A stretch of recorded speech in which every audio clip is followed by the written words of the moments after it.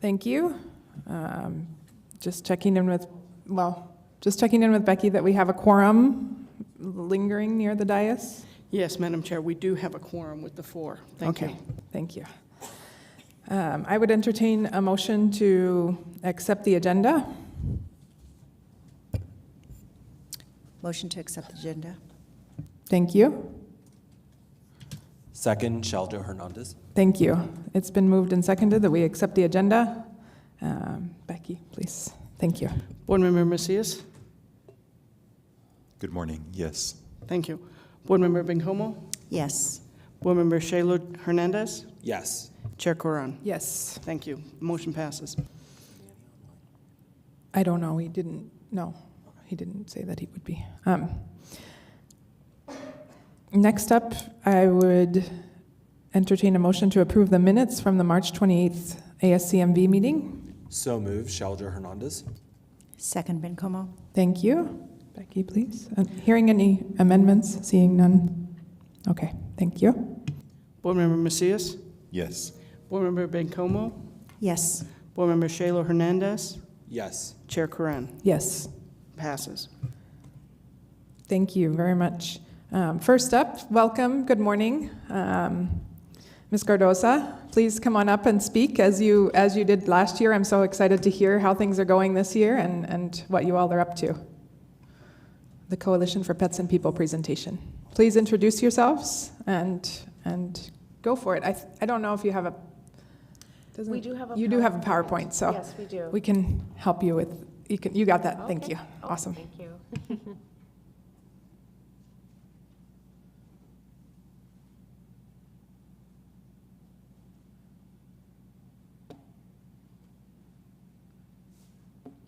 Would you like us to present this way?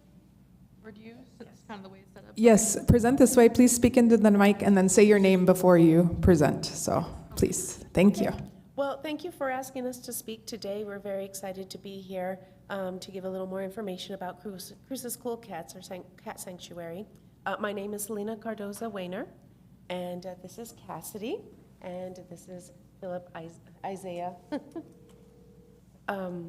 I just want to note that all the cats that we do have up are for adoption as we go through the slideshow.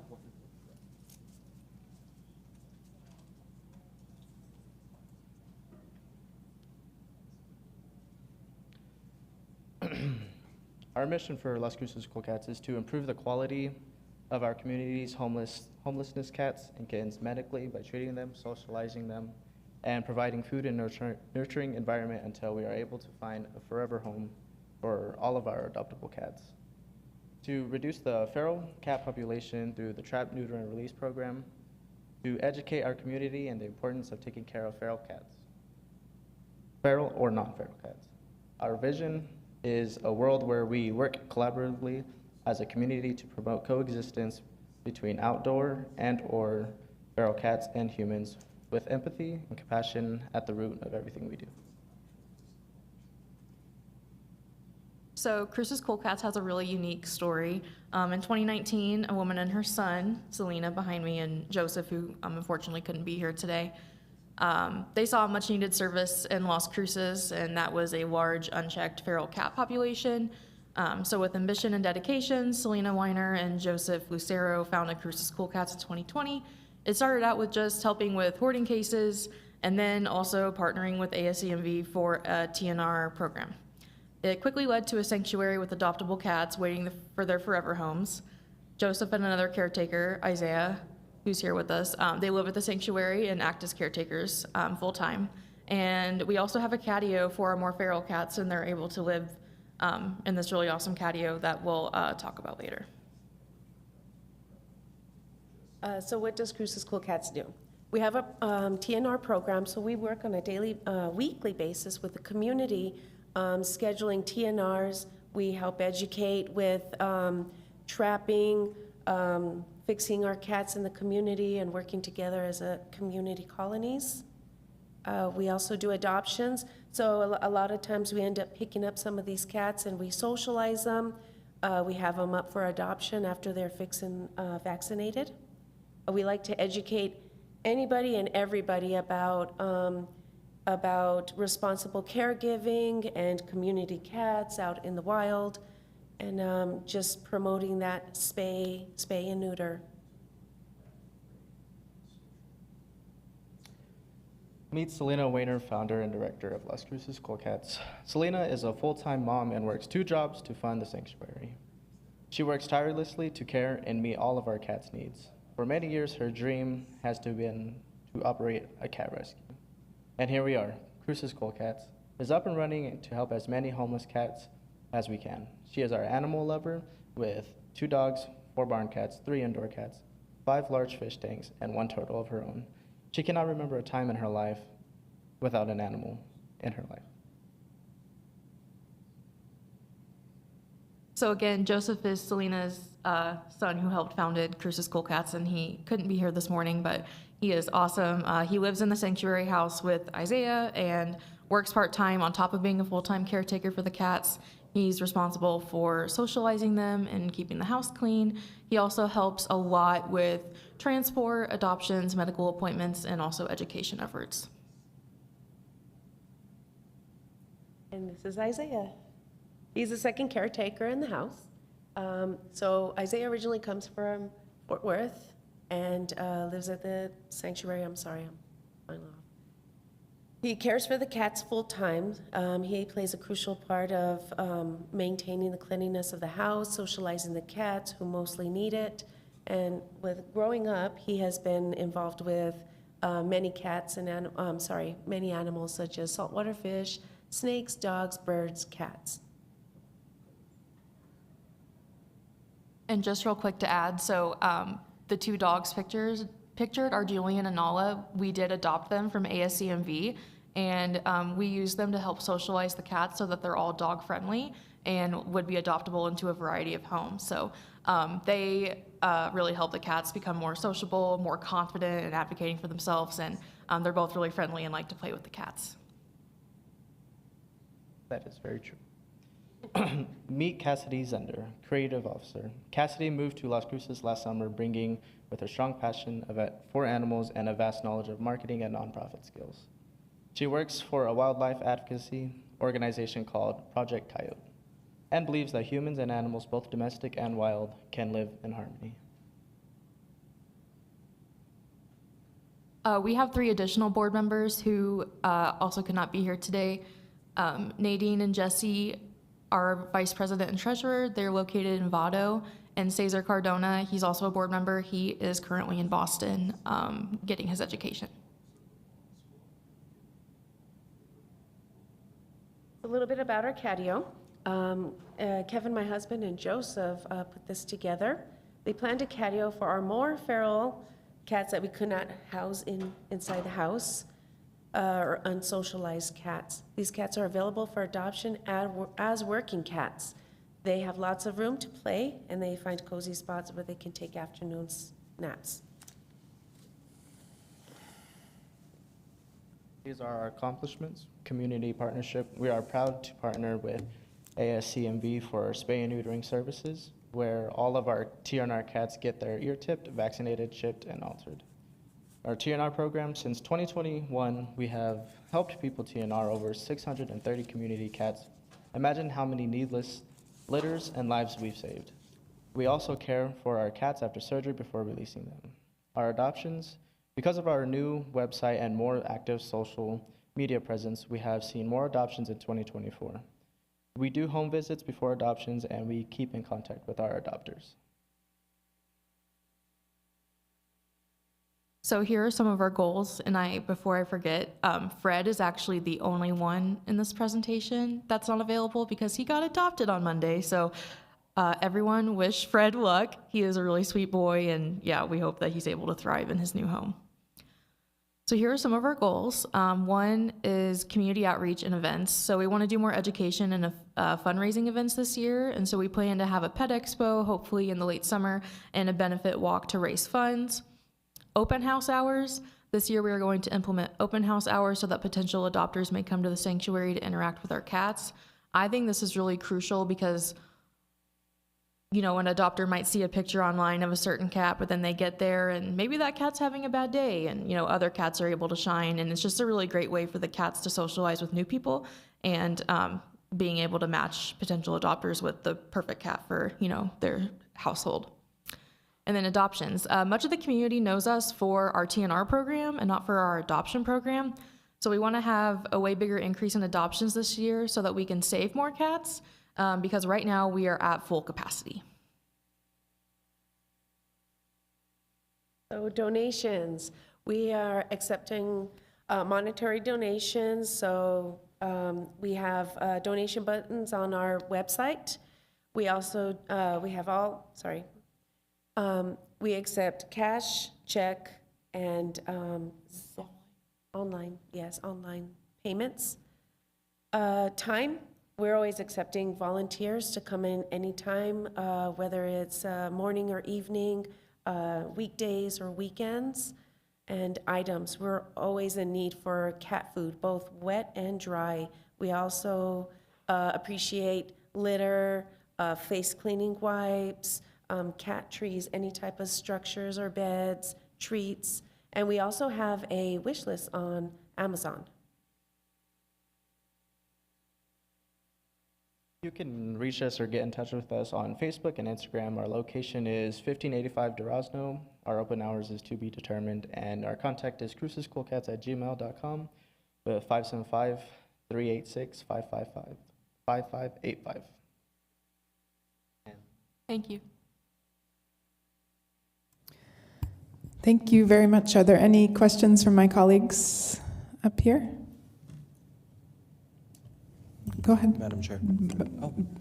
Board Member Bencomo and then Sheldon Hernandez, please. Thank you so much, and thank you for the presentation. It was wonderful to see the cats that were available for adoption and also that Fred was adopted. You said that you're known more for other services, not for adoptions. Will you increase your presence in the community for adoptions, or is that primarily done out of your facility? Are there any plans to, go out to parks or other places to increase awareness? Right now, we're partnering up with the animal shelter. If we can get some of our adoptable cats to their facility to get adopted out. We also have partnered with PetSmart, so we're going to try to get some stuff done on the weekend and help get out there in the community, answer any questions, and give information, as well as adoptions. Right now, that's where we are. We're trying to get those open hours at our facility, so it just make it easier for people to come in and see all the cats that we have. Thank you. Board Member Sheldon Hernandez. Yeah, I just wanted to say thank you for the update. I think you guys are doing some great work, and we're so grateful to have you in our community. But this is a great presentation, so thank you. Thank you.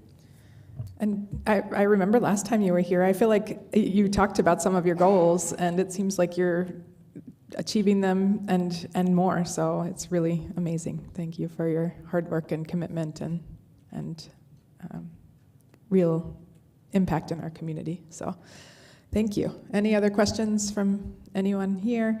As always, I do issue a challenge to my colleagues on the board to donate to our friends when they come and visit. So I hope that you might consider it. Thank you so much. Thank you. Thank you.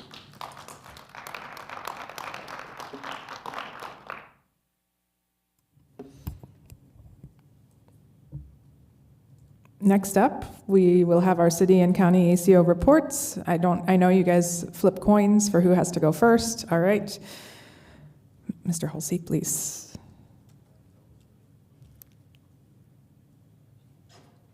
You lost the coin toss, I infer? Every time. I'm horrible at it. Good morning. Good morning, Chair and members. I'm Brian Halsey. I'm the caseworker for Doña Ana County Animal Control. Here to present the March numbers. So for our reported stray animals, we had 381 reported stray animals for March. We were able to pick up 156 stray animals. Out of those, there were 27 cats and 129 stray dogs. We had 9 sick or injured animals. We had 4 cats and 5 dogs. And for our owner surrenders for the month of March, we had 13 dogs. This is our reported stray animal call comparison. They're staying about the same. They do about every year, unfortunately.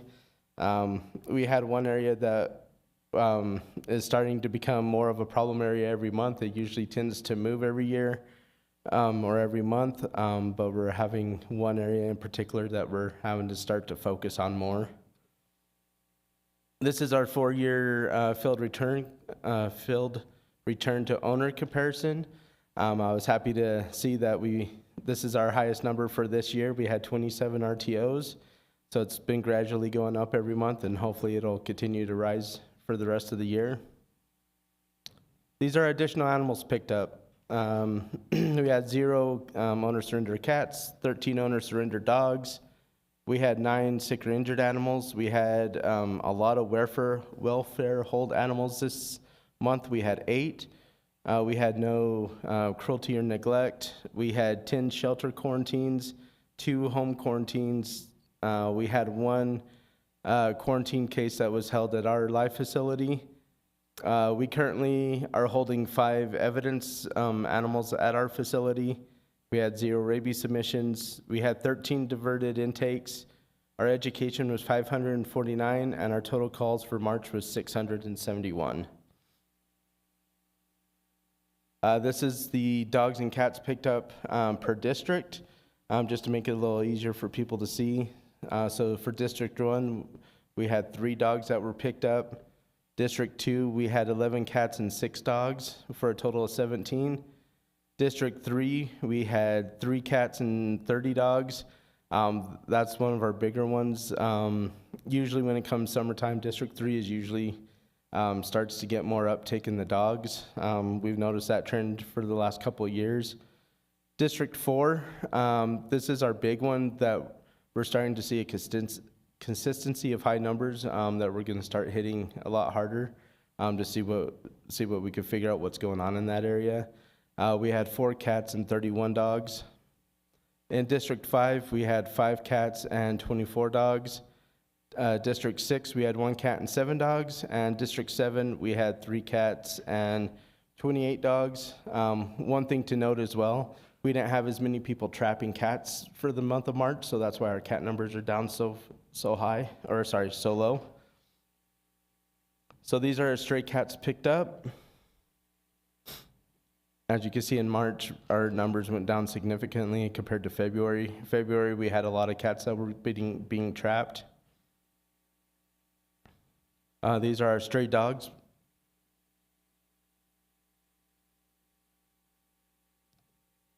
And our reasons for our owner releases, we had 1 for aggressive, we had 1 that was vicious, we had 1 that was involved in a livestock attack, we had 1 that they were unable to keep on the property, we had 1 that they were moving and they couldn't take their animal with them, and we had 8 dogs that they just weren't able to afford the upkeep on the dogs.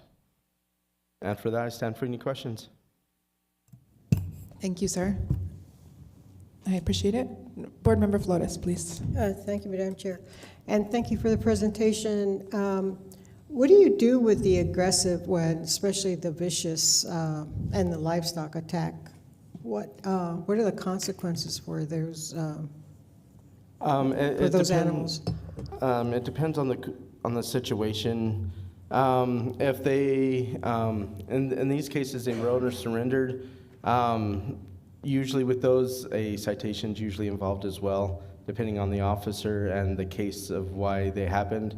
I know the aggressive one and the vicious, they were both in-house aggressive towards or vicious towards their own pets, towards their other pets. So as far as that goes, we can't really cite them for their own animals attacking their own animals. So it's it's a little different on those cases, but usually if it's aggressive or vicious, we usually end up working with the people, going through things, seeing what's going on. There's usually citations involved. If it's a livestock attack, we have our state statute that we end up going for, depending on witnesses and everything else. And usually what happens for a livestock attack, just in the state of New Mexico, it's usually a euthanasia for the animal. That's just how New Mexico set their laws. And then if it's like a vicious or dangerous against another animal, things like that, we pick up the dog on warrant. We go to the courts to deem them dangerous and or vicious, and there's a lot that goes in that. It's not a cheap process for the owner. Are they euthanized? The aggressive and vicious, you did say that the livestock attack do Yeah, get. so for the state of New Mexico, livestock attack, that's a euthanasia. For dangerous and or vicious, they actually have, I call it a puppy Alcatraz, but it's basically a prison that they get put into, and they're able to, we have our lead officer that approves the kenneling. We have our own specific things for the county that they have to build for that animal. It stays in there for the rest of its life. If it leaves for veterinarian care, things like that, it has to be muzzled, leashed at all times. If it escapes that kenneling, it could become a felony. We let the owners know right away before we even do the petition on what's going on with that usually, just so they're fully aware, because we're not going to try to hide anything from them. And then if per the mandate, if they do not comply with that within 30 days, then it's the court orders for euthanasia. Thank you. You're welcome. Thank you. Madam. Thank you. Any other questions from the board? No? Thank you very much.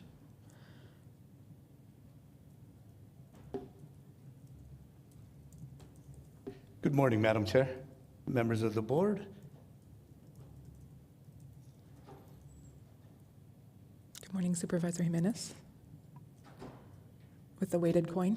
That was good. So my name is Gino Jimenez. What I'm going to do is present to you the March numbers for 2024. So we responded to 433 calls for strays. 221 of those were GOA, meaning that the officer didn't have any contact with that animal. 212 animals were impounded, or apprehended, I should say. 201 were impounded at the Animal Service Center. 86 were dogs, and 91 were cats. We were successful in field RTOing 35 animals back to their owners.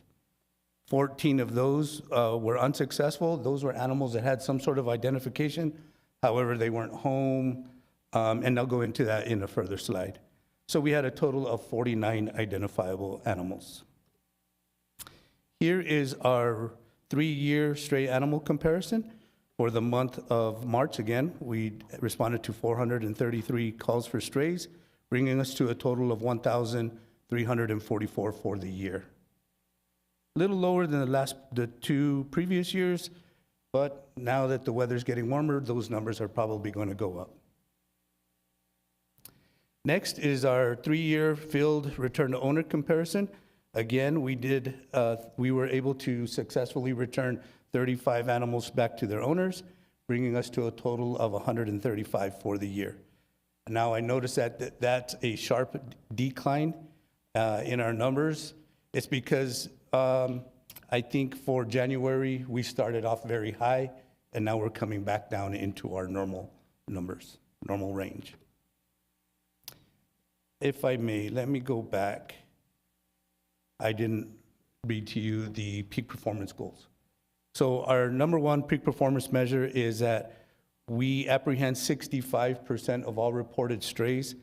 For the month of March, we were able to apprehend 50.2 of all reported strays. Peak performance goal number 2 is that we are able to return to owners 25% of all the strays. Last month, we accomplished 20% of that goal. And here I catch up with our new numbers. Peak performance measure number 3 is to have a 10% reduction in stray animal bites. For the month of March, we had a 126% decrease in comparison to last year's numbers at the same time. Peak performance number 4 is a 10% reduction in owner-victim bites. We had 0% increase or decrease, the same number last year as we do this year. So no increase and no decrease. Increase or decrease. This next slide is for our community cat program. We responded to 61 cats and traps, and we were able to release 6 of those. The cats and trap call for the year 201, and we were able to, so far this year, release 22 community cats. Now remember, those are cats that have already been ear-tipped, microchipped. They have all the requirements for a community cat. Reasons for owner releasing animals. We had 6 dogs for behavioral issues, 5 dogs the owners were unable to care for, 3 dogs for aggression, 3 dogs the owners could no longer afford, 2 cats, the rental agreement did not allow for them to have that many pets, 1 dog for lifestyle change, 1 dog the owner was unable to keep it in the yard, 1 dog the rental agreement did not allow, and this was in conjunction with the 2 cats. 1 dog, the owner got it when it was a puppy and it grew too big and unmanageable for them. They also had some personal injuries that limited their handling of this dog. And finally, 1 dog, the owner could not afford the extra fee for keeping a dog in a rental. And the reasons we were unable to field our TO, we had 8 calls where there was no contact by phone or at the residence. 1 address was actually in Doña Ana County. 4, the chips were not registered, meaning the implant was there. The officer was able to pick up that microchip. However, there was no information showing where that animal belonged. 1 dog, the owner did not want to meet with the animal control officer and agreed to pick up the animal at the animal service center.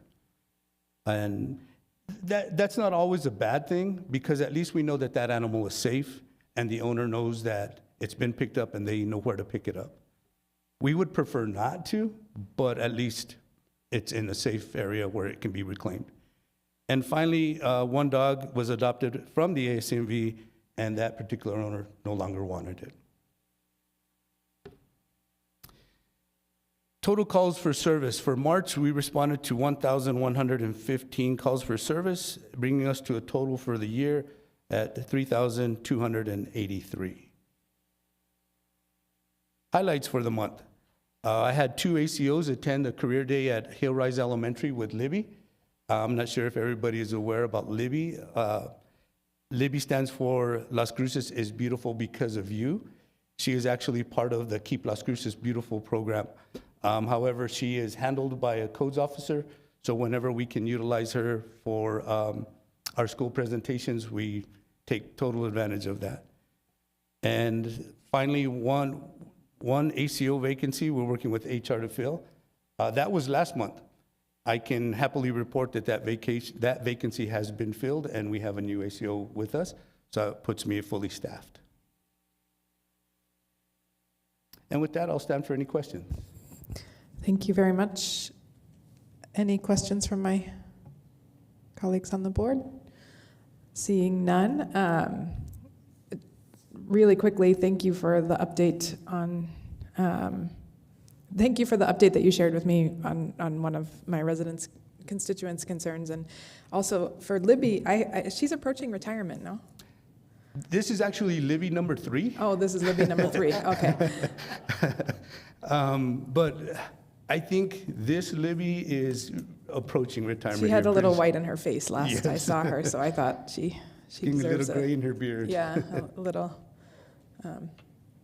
cushy life after. I mean, not that everyone with gray and beard should have to head toward retirement. Sorry. Thank you, Supervisor Jimenez. Any other, no questions? Seeing none. Did you want to introduce, is this? Sure, Do you want to introduce? So I'll introduce you. This is Mariana Salgado. She is my new hire. Hi, good morning. Good morning. I'm very excited to be here.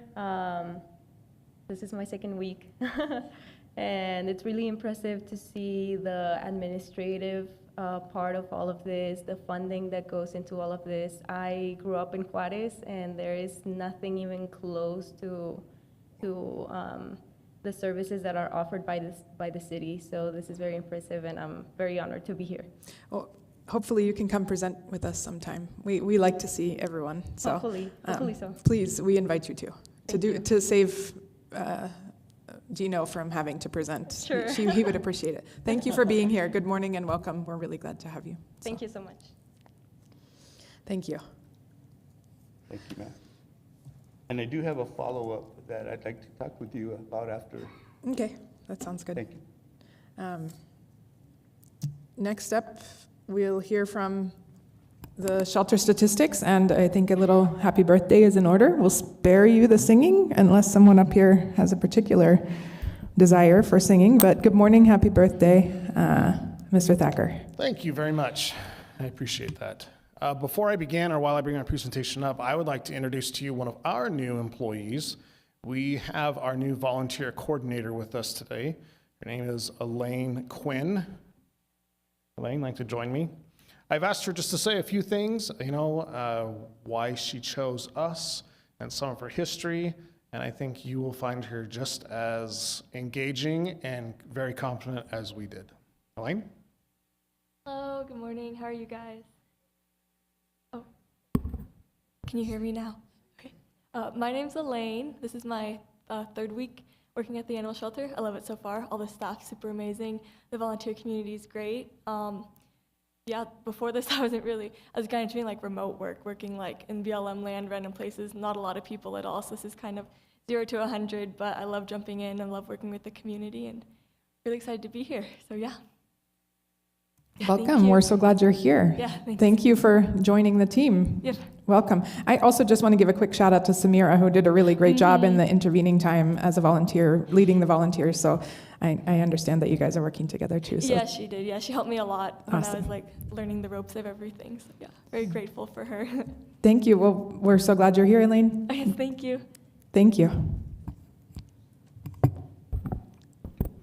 She was camping, Elaine was camping in BLM lands and doing water surveys, soil and plant surveys. She'd just spend the night out there, spend weeks out there, and I'm like, man, that sounds like a dream job for me. If I could pay for my family to live, that would be fun. All right, so the things you're gonna be seeing here today are for March. Director's report. So far, yesterday, the population at the center was 289 animals. You can see the dogs and cats totals there. Intake, 717 animals. Lays right in between 22 and 23 years total, but 535 dogs, 171 cats, and 11 others is the total. This is how those animals came in. You see, as usual, our number one highest is strays by ACOs. The one that drew our attention is owner surrenders. 16.6 jumped up 4.4% for the owner surrenders portion. We believe that is most likely with some litters that came in at that time, so that jumps up the number quite a bit from 1 dog to 4 or 5 at a time. And then also the born in care. Those are, again, litters that might be born at the center from animals that come in pregnant or from dogs and also from cats. They may be in foster type of a situation, but that jumped up a lot too. We had quite a few returns, but percentage-wise, you'll see how they left, or the came in that they wasn't a lot, or wasn't, when you do the whole total, a lot, but some issues, behavior problems was a big one to me. I discussed it with our operations and also our kennel supervisor, but a lot of those were animals that just had some issues that were trainable, but the individual who adopted them didn't want to have them at the time or didn't want to take care of them at the time. So for instance, food aggression or issues with other dog that is, was there when they came in, and they didn't want to take the time at that time to correct it. These are diverted intakes. So in 2024, we had 177 dogs and 18 cats for a total of 195. Animals get diverted. Anytime an animal comes into the center and our staff can say, can you hold on to it? Or let's schedule an appointment for you to possibly bring the animal back later, type of situation. So we were able to divert that many that did not come into the center at that time. And this is how those animals left. As a lot of these percentages are down, except of course with euthanasia. Euthanasia went up about 2.5%. 218 animals were euthanized. So it left us with a live release rate, or the number of the animals that leave alive, at 69.6%. The big one for us that went down is reclaims and rescues. It was a big jump down for those. We would have liked to see more. Rescues are very difficult right now, and you'll see on the next slide we talk about, I believe it's the next slide, we talk about what rescues we did go with. There's a large number of brand new rescues that we're working with because we're putting the feelers out and contacting so many to try and get that number up and improved. So this is them. Some of the brand new ones that we don't usually go with, like Deming Animal Guardians is one. And you can look through those single ones that have just taken one, maybe two. Front Range continues to be a big help to us of our cats. That's one reason why we don't have a lot of cats at the center, is we do send a lot out to rescue as fast as we can, because cats have a really hard time moving through the center for that. But Action Program for Animals is a local one that always does amazing for us. They generally take the injured or the sick cats. So those are animals that really need to get out quickly, and they do a fantastic job for that. We appreciate them. The Animal Rescue League of El Paso, they take a lot of our dogs too. I generally just do, it's like a half-hour drive from the center, and I'll have a few minutes, so the rescue coordinators asked me to do it, and I've been on a one-on-one name basis with the rescue owner there, and it's fabulous to see. We have a great rapport. We're able to talk about their challenges and our challenges and how we can continue to work together, so I enjoy doing that. Those are euthanasias. Number one reason, again, for dogs is space behavior. Again, this is something that if we had the space and the time and the resources, we wouldn't have euthanized these dogs. However, with having the lack of all those three, then they did need to be euthanized to make room for the animals that are coming in. As you know, it's a revolving door. We have animals coming in every single day. I think we had 36 yesterday come in. So, and then there were some early this morning when we got there too. So it's a continual door of animals coming in and animals having to leave. Number one reason for cats was medical general, but only 7 for that. To work towards a behavior or treatments and issues, because we were not able to get a position in this coming budget year, we are looking at doing some contract work with a dog behaviorist. This is going to enable them to come in. We're working right now with individuals that we're talking right now on the aspect of how many hours a day, how often during the week would it be beneficial for dogs and also beneficial for this individual, and coming up with an amount that would make it worth their while to come. So hopefully we'll see that number drop for a behaviorist. Our surgeries continue to do amazing work in what they have, 324 surgeries in the month of March for a total of 1,009 year to date. Oops.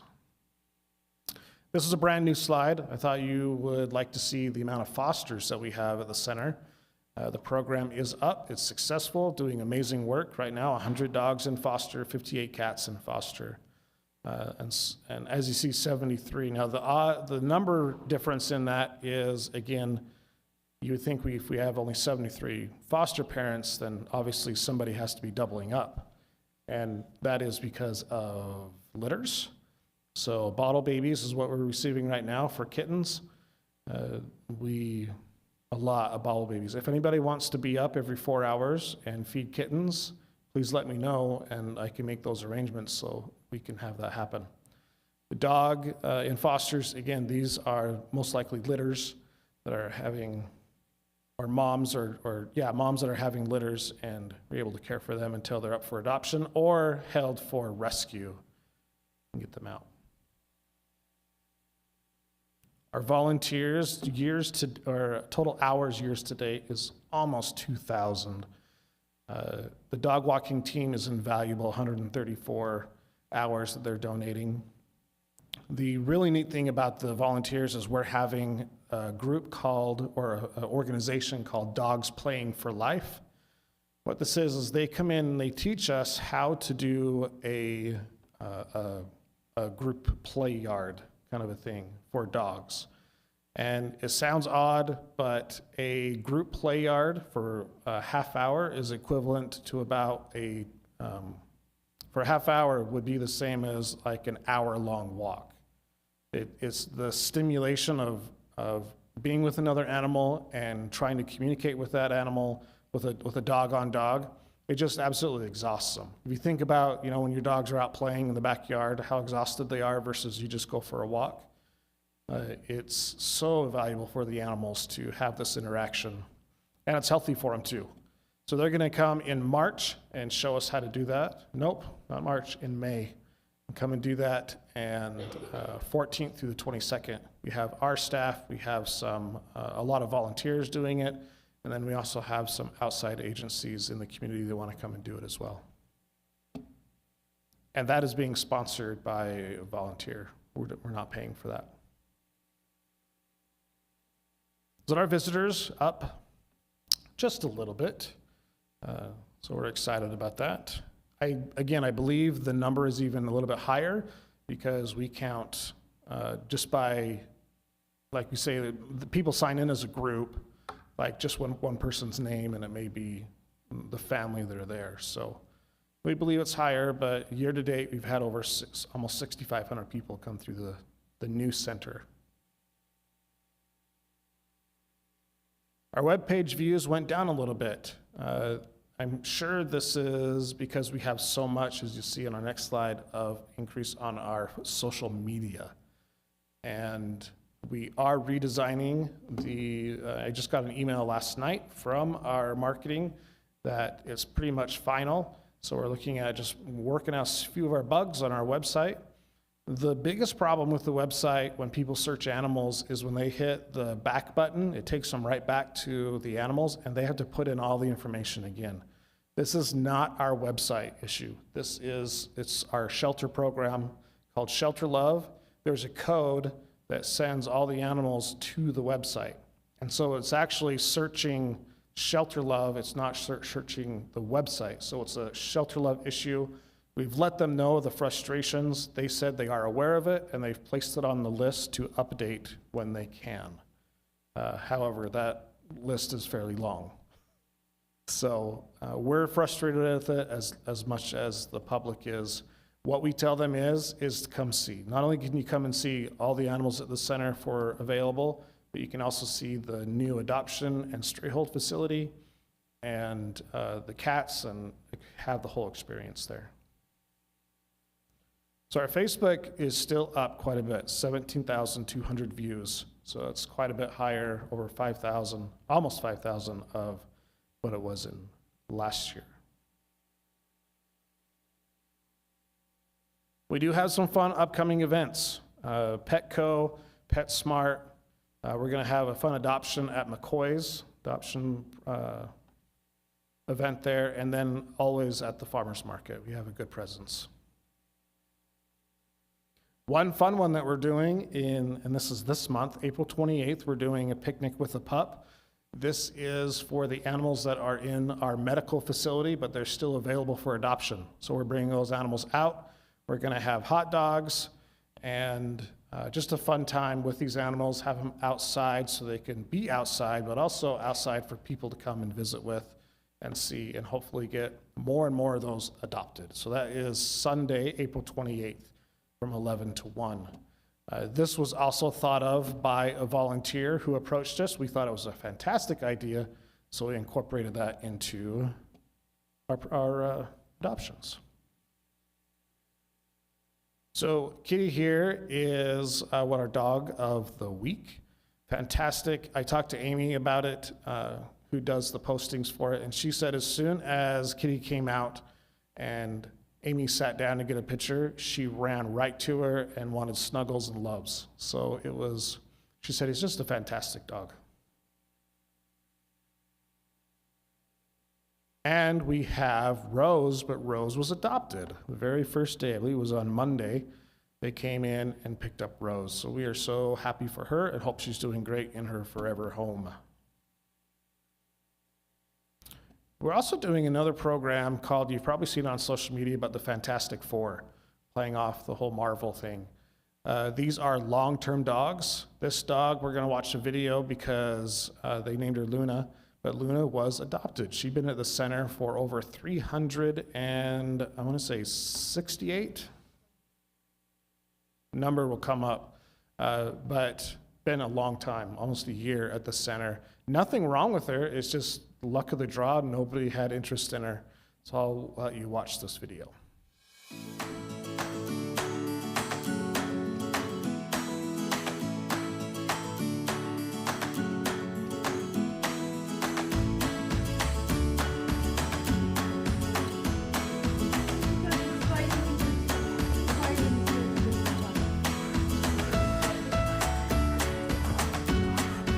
You're so excited.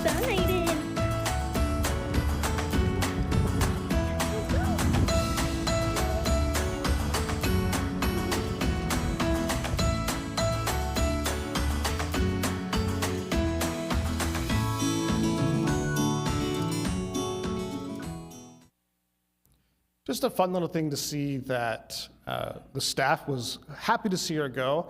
They knew who she was, and we were all very excited that Luna got a fantastic new home. They did call us the next day because sometimes with these long-termers, you're like, oh, what's gonna happen? They called us the next day and said she is doing fantastic.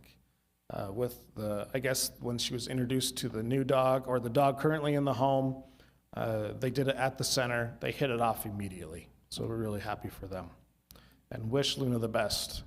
The other three of our fantastic three is continuing to be adoption, or is continuing to be up for adoption, and hopefully we can get some word out for them to be adopted. But it's being pushed on Facebook fairly well. And I'll entertain any questions. Thank you. Any questions from the board? Board Member Bencomo, please. Thank you so much, Chair. Clint, with your shelter statistics surrounding diverted intakes, as you explained that, it seems like those numbers may also show up later in the intakes to the shelter. Do you track that delta as well? Yes and no. We're trying to find a way that we can do it effectively that doesn't cast a huge burden on staff. Because the best way to do it is to keep those numbers, the information from them, and then call them back and say, what'd you end up doing with this dog? So we're still playing with that and just trying to figure out how. So it is in the plan to do it, but currently not right now. Okay, thank you. Yes, I was just trying to understand the significance versus, maybe some more qualitative data about the outcomes with respect to those stats. Understand. Thank you. Any other questions from folks on the board? No? Thank you very much, Clint. Next up, we have committee reports. So Board Member Bencomo, Finance, please. Thank you so much, Chair. Yes, and last week we had our Finance Committee meeting. I was actually out of the office, but happy to say that our Senior Budget Analyst, Rocio Gamboa, was able to attend the committee meeting for me and provide me with notes, and I believe that you were there as well, Board Member Flores. Yes, so the two items of discussion at that committee meeting were the quarterly financials, which you will see a report today on that, and input on that, as well as the FY25 budget. And I believe that our budget team who attended had quite a few items of input regarding some of the assumptions for the budget. And again, I believe we're having a presentation on that as well today. So since both of those items are going to be covered, what I'd like to do now is to just introduce Mr. Michael Fashini to come talk about the quarterly financials first.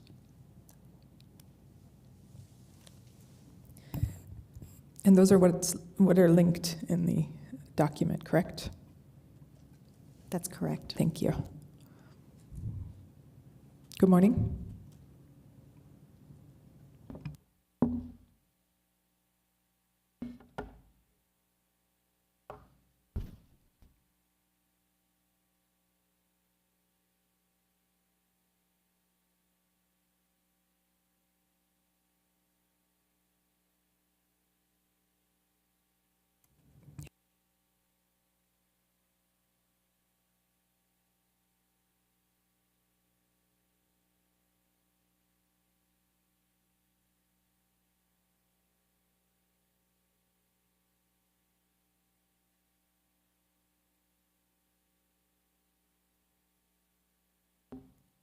Good morning, Madam Chair and members of the board.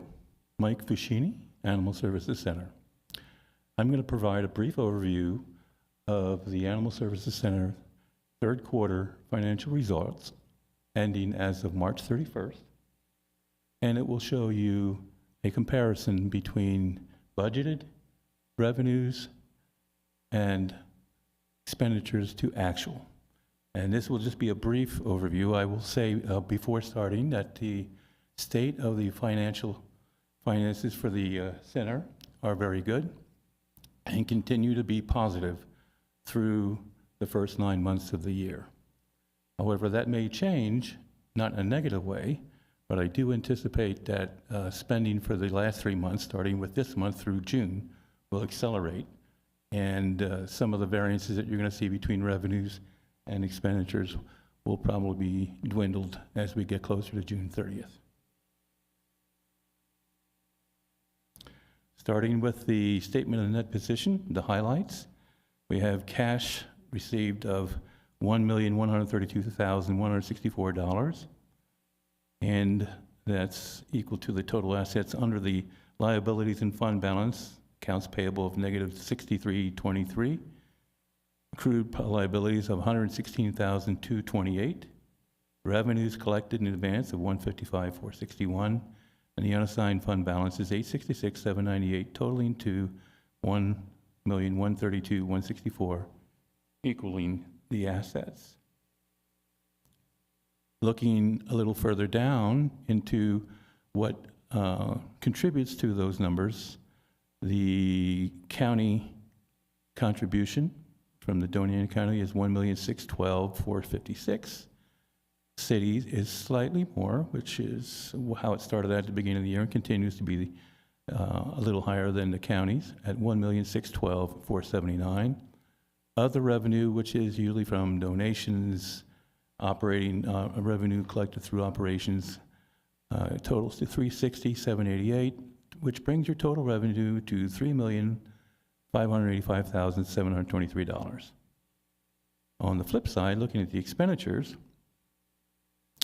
and what you will see is that salary and benefits speak to the lion's share, and typically, as has been happening in years with the center, the ratio of people to non-people dollars, personal service costs versus non-personal or operating costs, is typically around 70-30 ratio, 70% salary and benefits to people dollars versus non-people dollars. And that bears out in the numbers here. The salary figure represented is $1,586,145, benefits totaling $539,924. None in temporary services, although at the beginning of the year, we did budget for that to happen, $25,000, but we have not spent any in temporary services.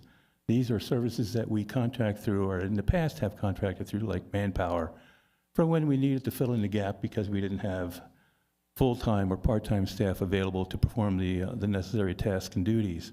This year, we're not taking anything from that, so therefore, we transferred the dollars into and repurposed them into other accounts that need the support to finish out the rest of the year. Services are at $359,484, supplies $347,458, and all other expenditures, which includes a collage of accounts like travel, training, things of that nature that feed into the other expenditure category, totaled $106,429.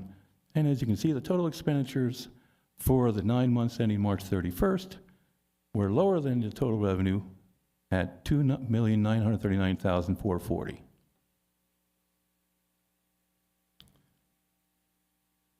Oops, wrong way.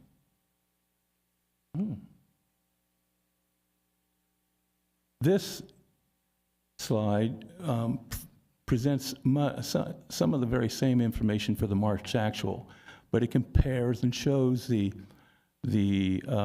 position in each of these categories compared to the fiscal year 24 total budget and reflects the percent of budgeted that has been collected in revenue versus spent against the budgeted revenue.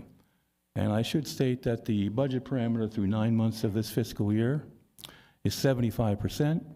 So what you see there is that the revenues collected from those three sources are at a rate of 76.9, which is slightly ahead of the 75% parameter. But the expenditures are not nearly the same, at 61.9%, almost 62%.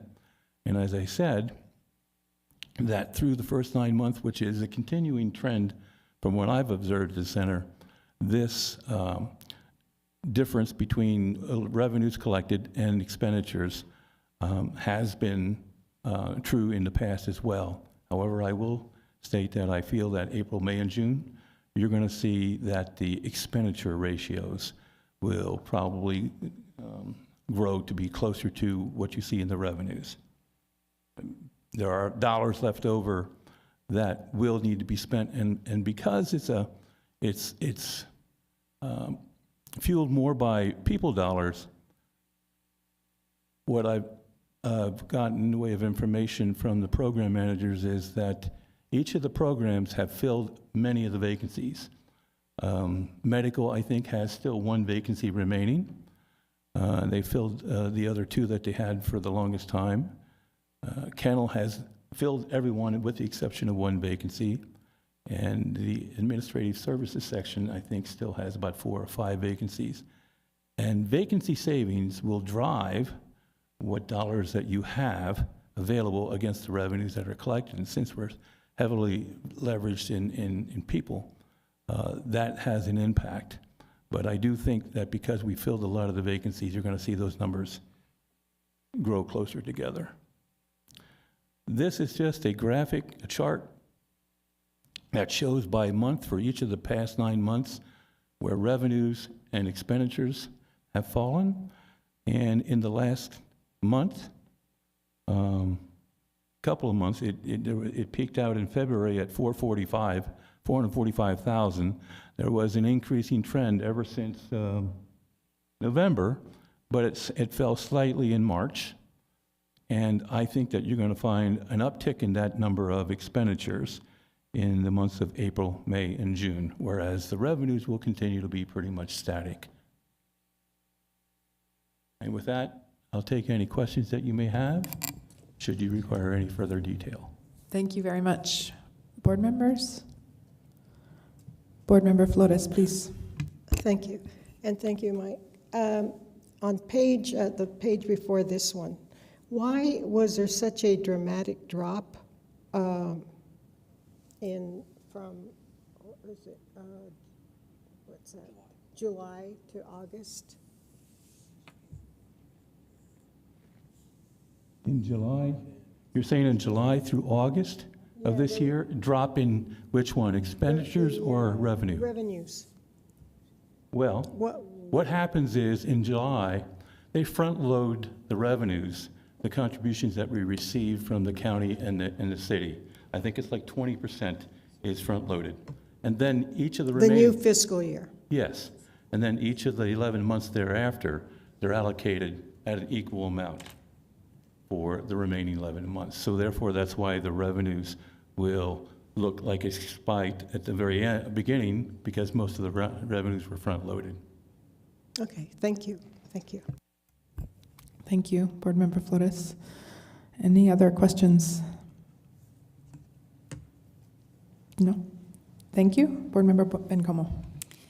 Yes, one thing to consider, you alluded to the high percentage of expenditures for the center being related to personnel. So it might be helpful to include a report on vacancies, the positions outstanding to be filled, and those that have been filled as well. I know that we do that internally as the city, as we track that. So if the board is inclined, that might be something. Certainly we'll review at the Finance Committee meeting and then potentially bring that here as well, if it's helpful to inform that trend. It's a good suggestion. That hasn't been part of the package previously, but it's an easy add. But as I mentioned, prior to, I'd say, April 1st, the total vacancy count had been about 11, 3 in medical, 3 in kennel, and 5 in admin services. Just recently, over the past 2 or 3 weeks, the vacancy count in both medical and kennel has pretty much evaporated, with the exception of 1. And there were 2 or 3 hirings that occurred in the admin services. So the only vacancy right now that you have in medical program, which has been one that's been ongoing and continuing for quite some time, and I don't mean weeks or months, I'm talking years, would be the veterinarian position. That still remains to be filled. And I think there's 1 animal caregiver full-time remaining in the kennel operations. 3 admin positions are basically, 1 is the grant writer, which is still under search to find a replacement, and then the other 2 remaining, or 3 remaining, are office administrative assistants. I had another question. Thank you. Go ahead, please. Yes. So the other question I had related to the expected expenditures for the remainder of FY24. I believe there was some discussion at the committee meeting regarding the projections for FY24, I think that budget thought that they were a little bit high, given historically the funds that have remained at the end of the year that then are available to utilize in the next fiscal year. But I think the projection was that all would be spent by the end of the year. Can you speak to that? Yes, I remember the discussion when we were identifying all. I think we were talking about all of the grant money was to be expended. That's the plan. Mm-hmm. But in this year, different from prior years, in talking to program managers, and that's where I get my feed from, because I do a multivariate type of approach when I try to determine what the projection is, what a reasonable projection should be for the year. I do a quantitative and a qualitative, a mixture of 2. I look at the numbers, analyze the numbers based on the previous 9 months of spending, and I project for the remaining 3 months. I look at the year-over-year spending for the prior 3 or 4 years to see what the spending trend had been, and then I look at the highs and lows there, that being the quantitative side of the house. And in qualitative, I talk to the program managers, in particular the one where I get a lot of information where the spending's going to certainly trend up, is with the medical program. And the medical director's idea for spending this year is a bit more aggressive than it has been in the past, because a couple things are driving that. 1, with the knowledge that fiscal year 25 may not be so rewarding as what we had once thought, we may need to start spending money in this year for things that we may be thinking about spending next year, if there's a surplus remaining. And because of the vacancies, we do, fortunately enough, have some surplus spending that we can repurpose for that. And To give you a good example, medical supplies is an account that we budgeted for the entire fiscal year of $150,000. Before talking to the medical director, I had projected reasonably, based on all the data that I had received and analysis I performed, about $135,000. But after speaking with her, that will not be true. She's planning to spend that and more, all of her budget in the $150,000 that's been budgeted, and looking to pull monies and transfer from other accounts that are underspent to be able to fuel more medical supplies because primarily of the community cat program in TNR and all the spay and neuters that she's planning to do under that program. So this year, that program, which was only an infancy as far as an idea last year, has taken off. And she's spending a lot more of her budgeting dollars toward fulfilling those goals. So I know on the city side, we spend quite a bit of time looking at our projections because it affects our resources in the following fiscal year. So I would just recommend that as we go forward next year through the budget process, that this would be a discussion a little bit earlier, because I know our budget analysts will be happy to weigh in as well on what we're seeing in trends as well, and have that discussion with Animal Service Center so we can get a good idea.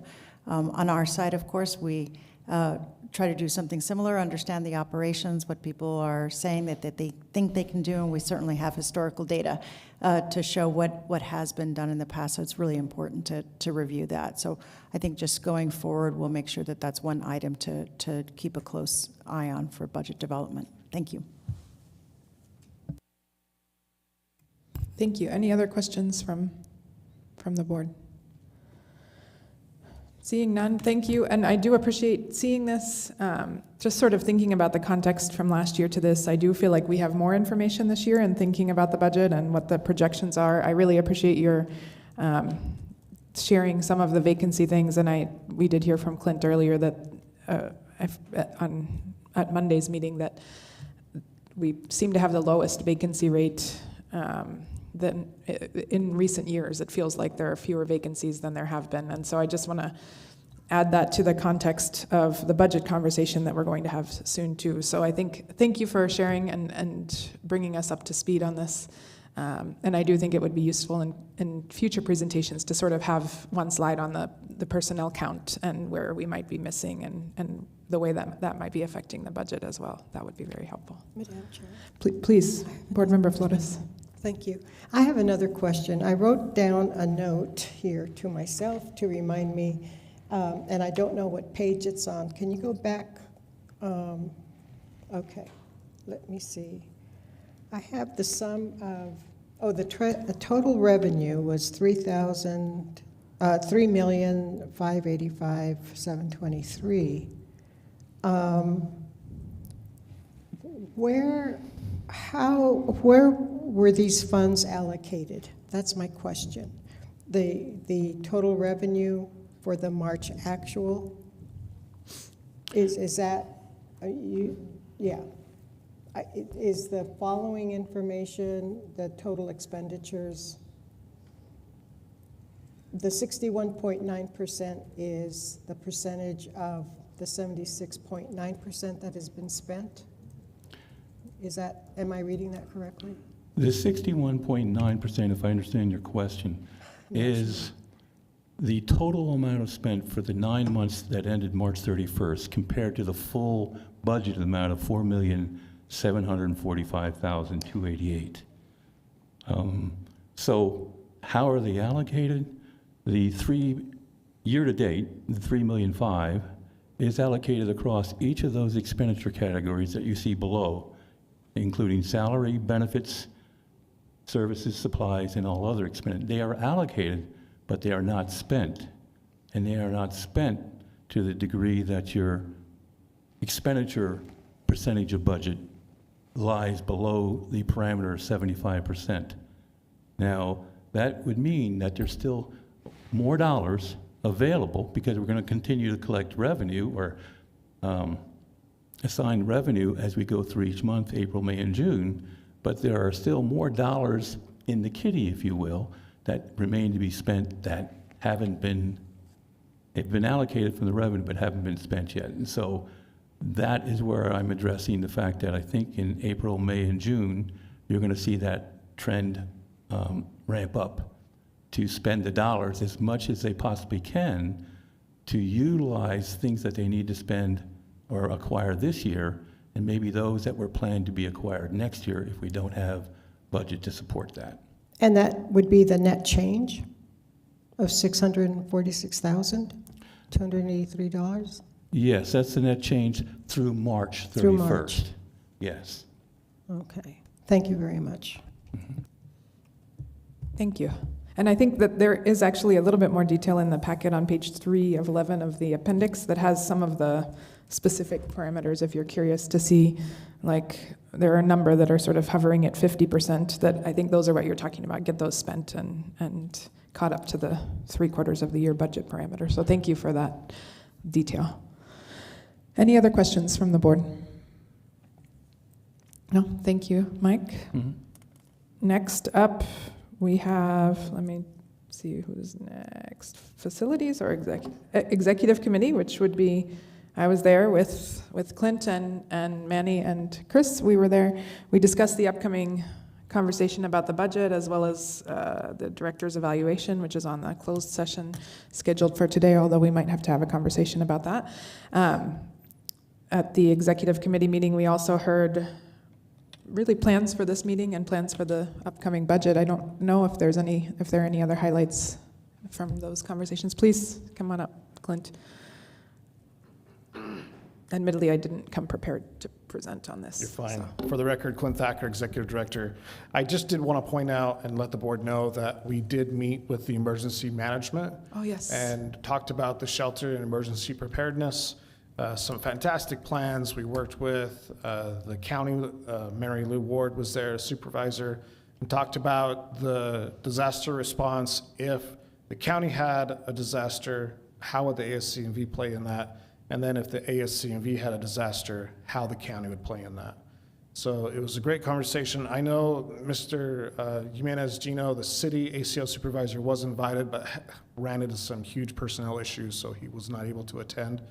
But that's a simple, we'll sit down and talk and get the city's side of that planned in. But it was a fantastic meeting, and the ball is rolling. I'm getting emails from emergency management saying this has been done and this has been done, so we're excited for that. I wanted the board to know. Thank you. You did tell us that at the executive committee meeting, and I'm sorry I didn't report it.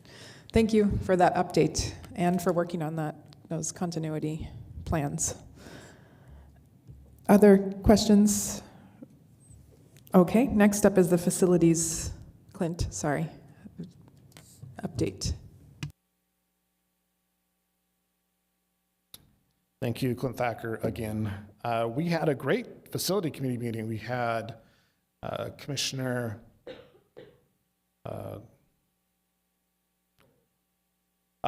Christopher Sahauzo Hernandez. He was there. We had Becky Graham was here. I'm sorry, Councilor Graham was also there, and then Mary Lou Ward was there as well. This was a little bit different. We went on a walk around the center. We toured the new center. We discussed some issues there. We went through the medical facility and saw some issues there, and we talked about all of them. Some things we talked specifically, we're having some significant clothes washer issues. We just found out yesterday when they were there to work on them, that the slab that they poured them on, specs for the machine say a 6-inch slab, and it's currently poured at a 4-inch slab. So this means they being Janes, is meeting with the manufacturer and getting a plan of action of moving the washers out and then demoing the floor and then pouring a 6-inch slab for them to be on. So that puts us at quite a bit out as far as no washers available for the new center. We still have one going all the time at the medical facility. I did ask in the meeting that they're going to be presenting here shortly, that Jane said, I did ask for them to discuss some compensation or some kind of plan for us to still be able to do laundry and keep up with laundry There are some options in the city, and we've done them before when our washer has clunked out. So those are in discussions, but that was some bad news we received this morning on our washers. The tops of our kennels, we really did want to go with a specific vendor that did all of the fencing for the new center just for continuity. They did a good job. However, they were vendors of Jane's Corporation, general contractor, not a city vendor. So we ran into some issues of having them become a city vendor. So we did get some more quotes just this last week of getting tops to our kennels. So we're waiting for those to come in. Public access to the medical building has been implemented. It started last Sunday. As far as my knowledge, we've only had a small handful of individuals go up there, but there is going to be a sign. Our staff is telling people to follow the dog prints if they want to the medical facility. A sign is being made to say the hours and when they're available. The dog prints are adorable going up to the medical facility. They're big, they're about this big, so they can easily be seen. But people are having access to the adoptable animals in the medical building now. We're still having issues with cameras. There's some cameras that are not on the server. It looks like some of them, they've been plugged into the server now, but some of them are broken. So Access Technologies is working on that. Locks, the company that did the locks never sent keys or locks to the to the city. That's what we're being told. So they have a shipment date of May 1st. And then from there, we'll see when they're supposed to arrive. But as soon as they come, then we can get the construction cores out of the building of those doors and replace them and have keys of our own. Access cards are still not, have not been issued to us. We're working with Access Technology and also with the city to see why, but it continues to be a big problem for us. We did have some grooming bathing stations installed in every single dog pod. So the dirty dog doesn't need to go up to our grooming area in the medical building. They can now do it right there inside the pods. So that was pretty awesome. And our shade structures were actually, at the time of the meeting, they were still down below. They need to come back up and via crane and into our play yards, and that has been done. So we're just now need to set those in cement for the legs and then get a roof on them. But we're excited for the progress that's going on. That's all I have to report. Thank you. Really quickly, the access control and the incorrectly poured pads, those are warranted, or those are things that are already paid, I assume, in the costs of the new building? So the keys are paid for. Yeah, they've been waiting for those. The pad, we're gonna have to wait and see because I guess nobody checked the specs for the washer and dryer. The spec said 4 inches pad for the pad of the ASCMV, the cement pad. The only thick part is the sally port, and that's why vehicles are driving on the 6 inches there. So I'm not sure how it will run down, but we'll keep an eye on it. Again, they're gonna have a meeting and we'll discuss it today. Yeah, I think I would look to the contractors for that, I hope. Yes. That's part of their duty. So thank you. Any other questions from the board? Seeing none. Thank you, Clint. Thank you. Okay. Next up is the next action item. I think, Clint, you are coming back? Sorry. Item 6.1, a resolution to adopt the FY 2025 proposed budget for the Animal Services Center of the Mesilla Valley, as it is highlighted in Exhibit A in your packet, correct? Yes. Or is the one that is up here is the same, right? That is the new one that needs to be handed out, yes. We all have this, so. Okay, thank you. Go ahead, please. Thank you. Clint Thacker, Executive Director. Just want to let you know that this presentation is different from the one that was presented to the city. It's also a little bit different because the preliminary numbers to the one that was presented to the Board of County Commissioners at that lovely Board of County Commissioners meeting that we did have. The reason why preliminary is with the Board of County Commissioners is we did not get exact numbers until the next day on how much insurance was going to be for an individual, and we'll go over those. It dropped it down a little bit, so it did go down. The reason why it's different from the one the city saw is because we received feedback from the city. We went back and fixed it. The city is expecting pretty much a flat budget this year, with the expectation for each department to drop 3%. So we went with that attitude that we need to make several choices and several changes, both that were fundamental to us, that we still needed to have funded, but yet also something that is able to be passed by, and could be afforded financially by the city and the county. So really the only thing we were requesting for funding is our compensation study that was implemented. So you'll see there the total of $383,000. That will completely fund all the positions at the ASCMV, so all the positions at the ASCMV with the implemented comp study. What that means is we will continue to have competitive salaries and wages for our staff. So when you take the 383, that's everything above the line that had to be, that affects increase by that increase. We're doing a straight over operating, so no increase to our operating, and you take out the capital that we did spend out, so $240,000 is what we're asking for. You take our approved budget that we did of $4.5 million, you add in the grants that we received, so that is a revised budget of $4.7 million. You take our request of the $240,000, we're asking, that puts us at a budget of $4.98 million. With that budget request, we take out the revenue that the ASCMV projects to contribute. You take out our grant rollover. We did have a grant just awarded to us a week and a half ago. It's for an adoption trailer. We're really excited for it, but that's $110,000. And then the city has told us to plan on $80,000 specifically for sterilization that was granted to us or gave to us.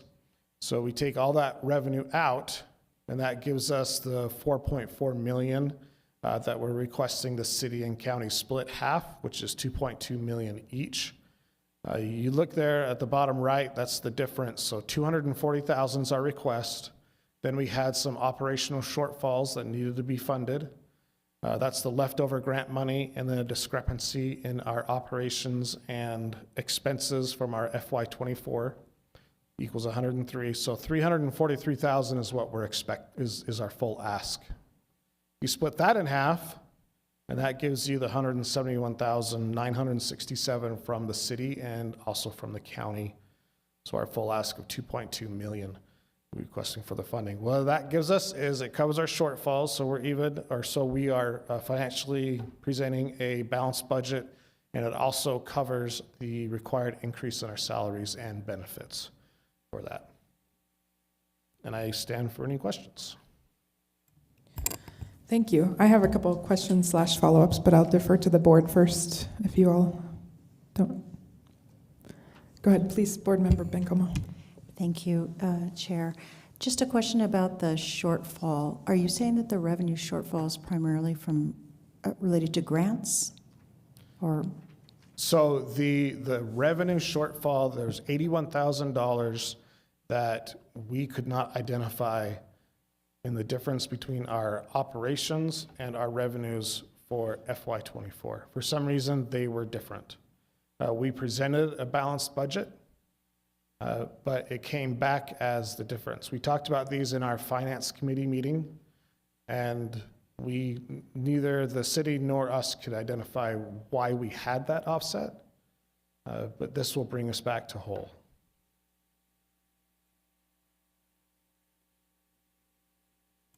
Does that help clarify, or no, not exactly? I think, so my sense is this is what we're trying to figure out. We approved implementing the salary study at the point in time that we did, which was March I think, or Yes. February. That amount had not been included in the budget from last year. And the idea was using salary savings, I think, to cover, or, revenue that you all had in the budget.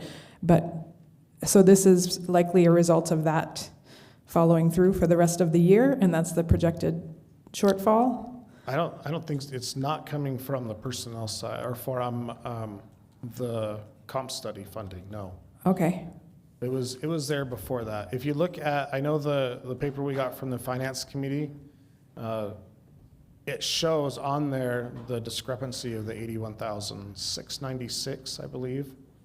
That I don't know if you have it in your packets. Oh, I but do. It's on page 3 of 11, net change in fund balance. It's there. Oh, 866, 798? Yeah, okay. So I think that does come from it looks like it's coming from the expenditures side. I think. Is that correct? Oh, yeah, no, I see what you're saying. You see what I'm saying, or you see what Clint's saying, or you see what Barbara's saying? Okay. Any of you want to comment on it?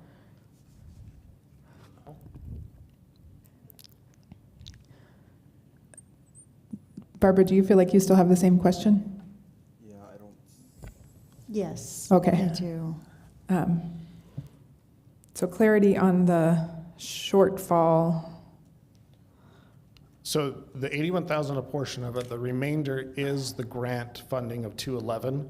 So you take out the 110 grant that we did, and then the 80,000 that was, that the city's contributing. So it's the 81,000 that we are unsure of how that was funded or counted, and then the remaining of the grant gives you the 103.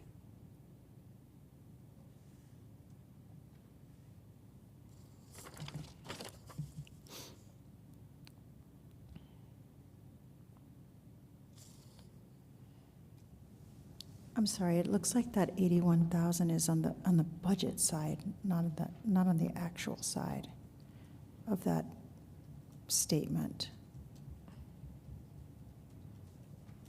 Right?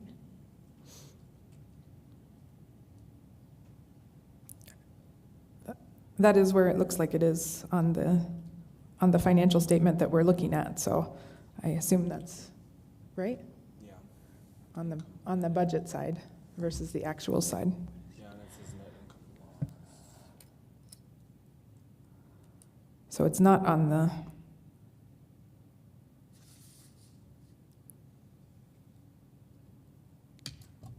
Is that versus projections?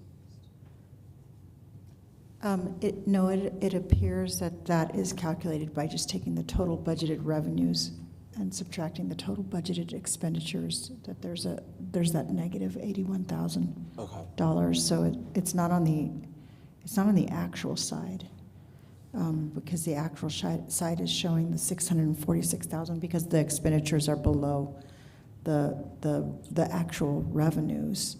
So I'm not sure why we need to take that into account if it's not on the actual side. It's only in budgets. I guess that's my question.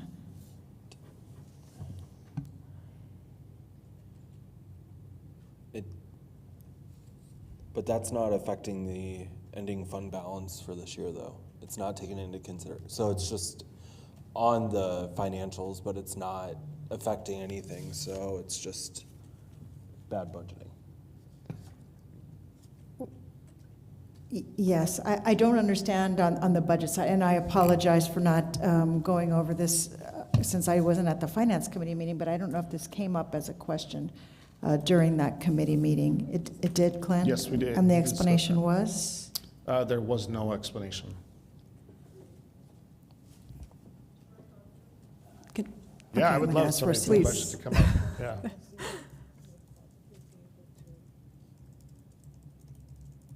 good morning, Ms. Gamboa. Hello, Rocio Gamboa, budget analyst too. It was brought up at the meeting, and we were going to look into it, but we haven't come down to. But you're correct. It seems to be that we're comparing budgets to actuals rather than and they're Taking not the same. actuals and putting them into the. Yes. Okay. Mhm.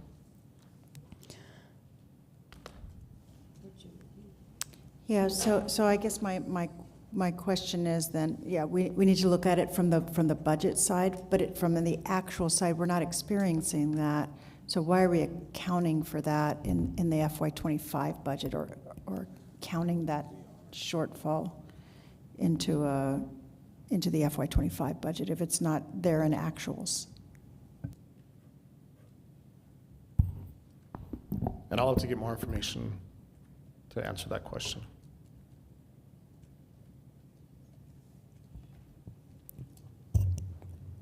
Board Member Shajo Hernandez, Clint, please. can we go to the next, or the previous slide? Where you showed the budget shortfall? That one? It's not on here. There was this one where we left the benefits as a 383, but this is the slide, the shortfall from FY24, the second to last line.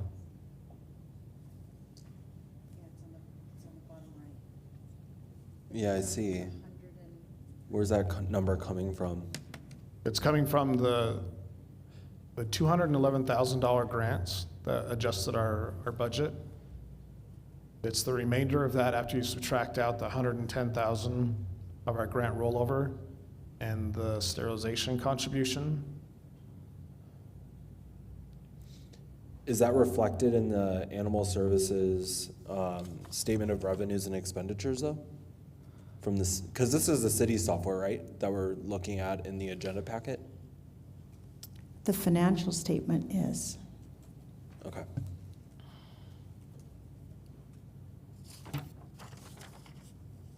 The grant will not be in the financial statement because it has not been accepted yet. We just got it last week or 2 weeks ago. So it was not able to be on this agenda. Got you. Yeah. I would also like to, or Rocio Gamboa, I would also like to bring up that the revenues include the increase of the Doñana contribution that you were assuming in the first presentation, a 500,000 increase. Because right now I show it's a 4.957 and you have 4.985, and I show that you already included in Munis the increase, assuming that the county would have contributed, so that number is also too high, the revenue amount. Which amount, 177 or the 500? No, the 4.9 million seems to include, assuming that the county was going to contribute an additional 500,000. Oh, I see. So that number. Come on up, Mike. I don't think that's. I there. don't think that's the Because- case, or if it is, we're unable to get into there and change it this time. It says 2.2 on in Exhibit A for both contributions, I think. 2.2 and 2.2. No, I think then you add in the revenue from operations, which are all the other things that are collected. But that's not oh, I see. Yeah. Go ahead, please. Good morning, Mike Fashini, Animal Services Center. Let me address two issues here. The first being the latter that was addressed in what's in Munis. The numbers that are in Munis on the revenue side or the expense side have not been updated to what's reflected in this presentation. Why?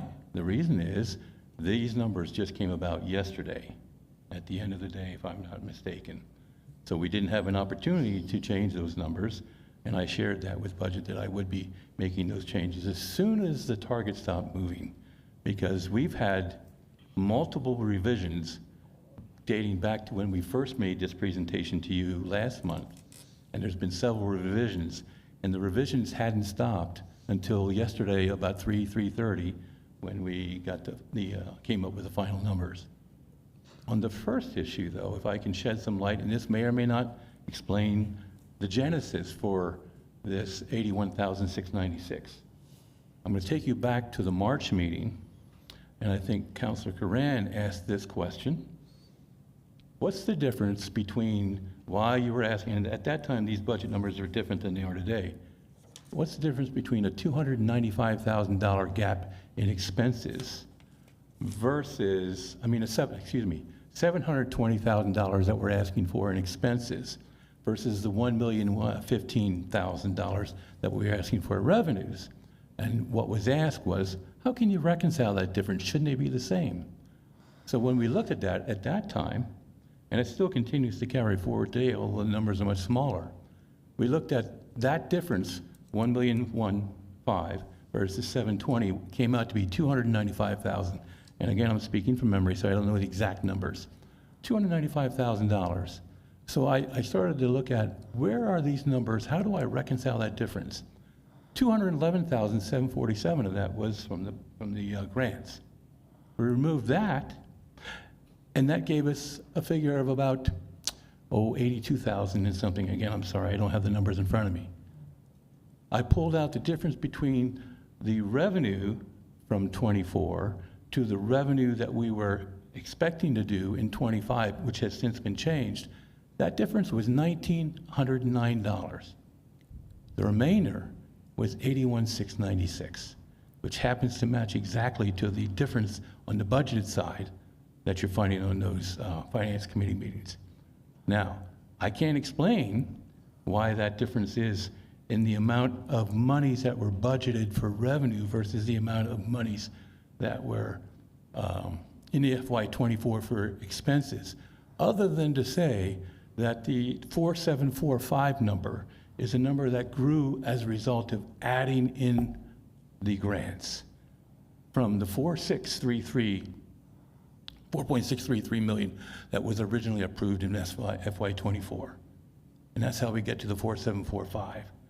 So we used that number, and it just happens to be that it all falls out, those numbers. And I don't think it's just necessarily a coincidence. I mean, I didn't pull those numbers out of the air. When I went looking for them, I found the differences, and I was able to backfill in, here's the reason why. So I don't know if that helps in the explanation, but that was the genesis of it. That helps me understand some of the things behind it. I don't know if that helps everyone feel like you know what the differences are. But it sounds like there is a combination of differences between actual expenses, revenue from grants that arrived and out of time in terms of how these have been revised, and the revisions that you just did yesterday to sort of cut it back to what the city's parameters were. Does that feel explanatory enough for everyone, or do you feel like this is something we need to revisit, finalize, and revisit this? Okay. So I think I would say it seems like this is coming closer to what we're getting closer to what we can feel comfortable approving, but it doesn't sound like this is ready to be approved from my colleagues. Please. So I am a non-voting member at this point, just to remind you. But yes, I do feel like I would feel more comfortable to understand what's characterized as a shortfall from FY24, which hadn't been discussed before this last Finance Committee meeting. And I just don't understand the explanation here today. So my understanding is that we need to have our city budget up for approval the second week of May. And I'm sort of looking to you as a friendly reminder of. Yes, that's correct. We have it coming forward on the 20th of May. Currently in our FY25 budget, the assumption we have for Animal Service Center is a flat budget from FY24 revised, I believe. So it does not include any increases in expenditures. Now, what we could come back to, and certainly we've done this on our side as well at the city, is the needs beyond that can come as budget adjustments afterwards. And certainly on our side, we're going to be very closely watching our revenues and expenditures to understand where we may have room for additional requests as well. And so I don't see that would be out of the realm as well for Animal Service Center with respect to FY25 budget adjustments that would come forward to both this body and the council and commission. And you said what's in there now is the revised budget. That includes the new salary structure. Is that the revision that we did? So I believe that in Munis, and Munis is our system of record for budgeting, that the salaries in Munis reflect the increases from class and comp. Yes, that is correct. Yes, I'm sorry, Madam Chair. Yes, they do reflect the people that were in there at that time, because it was done by people in seats, not by just position. So the employees that are hired after that time and coming on at the higher amount are not funded at the higher, at the comp rate that's higher from the study. And so that's what we need the extra funding for that's requested, is to fund them as well as part of the funding. Okay. That sounds like a gap between actuals and budgeting that is built into, I think is built into this process, but I'm not, So every year when we budget, as Mr. Thacker said, we take a snapshot at a period of time to see, what positions are filled, what positions are vacant. And at that time, then we work on the projections for the next fiscal year. Of course, over the several months that we're going through budget development, there are positions that will be filled, and there are new positions that will become vacant. And so at any given time, you're going to have different specific positions that are vacant or filled. But at that, and so we have to just sort of put a line in the sand to say at this point, these are the numbers we're going to go with, knowing that we have specific positions that will be different in terms of whether they're filled or vacant. But on average, we utilize the same methodology to budget for them. And so I would say that for your vacant positions, I'm also assuming that in Munis, those vacant positions' salaries are at the revised salary level. That's correct. Yep. So then that's a consistent assumption for both filled and vacant positions, that the salaries were taken from the class and comp study. Okay. And that makes sense. So if we don't, and so I think I'm really looking for what kind of consensus do we have around what is presented here. It sounds like there's not a lot of consensus around approving it. And what is in the city's existing sort of budgetary parameters.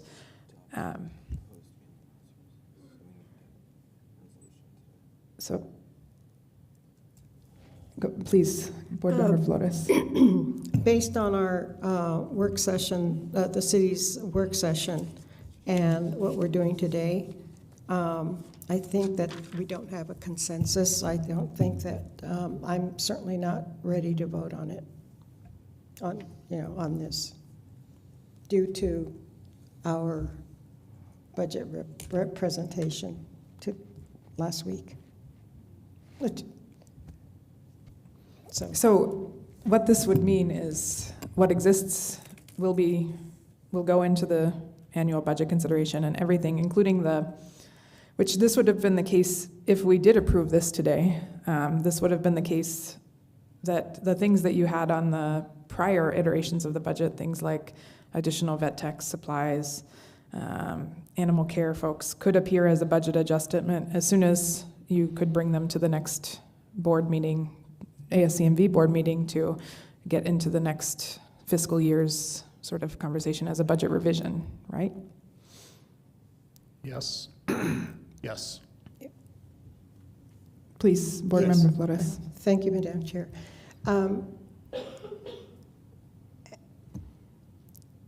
Yeah, I think I have to restate, emphatically emphasize, redundant,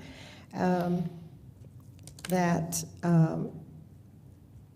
I think you, Mr. Thacker, said, well, this board approved the presentation that what we went through. And I think that the final determination is what the city could do, what the county can do, in terms of the budget restrictions. So I don't know if that would be, the decision that we made at the presentation for this board would be controlling. Do you remember that? I don't remember that exact, but yeah, whatever the decision the board makes, it's kind of like the board gives a thumbs up or a recommendation to the city council and to the county to approve it, but there's no guarantee that it would be approved. Yes, that's correct. Thank you, Madam Chair. My worry is, and if it would be answered by the board, is if we don't get the funding for the comp study there that you see, then I have to absorb that increase into my budget through salary savings, and I've been told by the city not to budget off of salary savings. Is that not the case? Is that what I'd have to do, is to continue to fund my coworkers at the higher rate that they received from March until June 30th for the new fiscal year? I'd have to do it off of savings through my budget. Is that right? That's what we approved for last year, I think, to implement at that time. March to June 30th, yeah. Right. And then for the upcoming year, please, Board Member Bencomo. Yes, so the clarification I want to get is, in Munis, do we have the FY24 revised budget plus the class and comp salaries for Animal Service Center? I don't know if budget can answer that question, or Clint, if you can answer that question. Best my understanding that the positions are all in as the higher class and comp study amount. That's my understanding. Okay. Then it would already be built into an ongoing, Exactly. continuing resolution to fund this, correct? So that's my understanding of what's in Munis and what we're basing our fund summaries off of right now. But I wanted to just confirm that if that's the case, then the salaries are already in the FY25 budget at the higher class and comp levels. So it looks like this question is outstanding. Board Member Macias, please. I'm not trying to oversimplify things, but did you build in the increases that were approved? Did you build it into your budget request to the city and the county? And does that fit into the increases that are pending before the city and the county? So did I include them in the fiscal year 25? Yes. Yes. Yes, which of course you should have. Yes. But is the amount of money that is being tentatively identified for the city and the county to contribute for FY25, does it cover that amount? Yes. Okay, well, I don't see it as a problem then.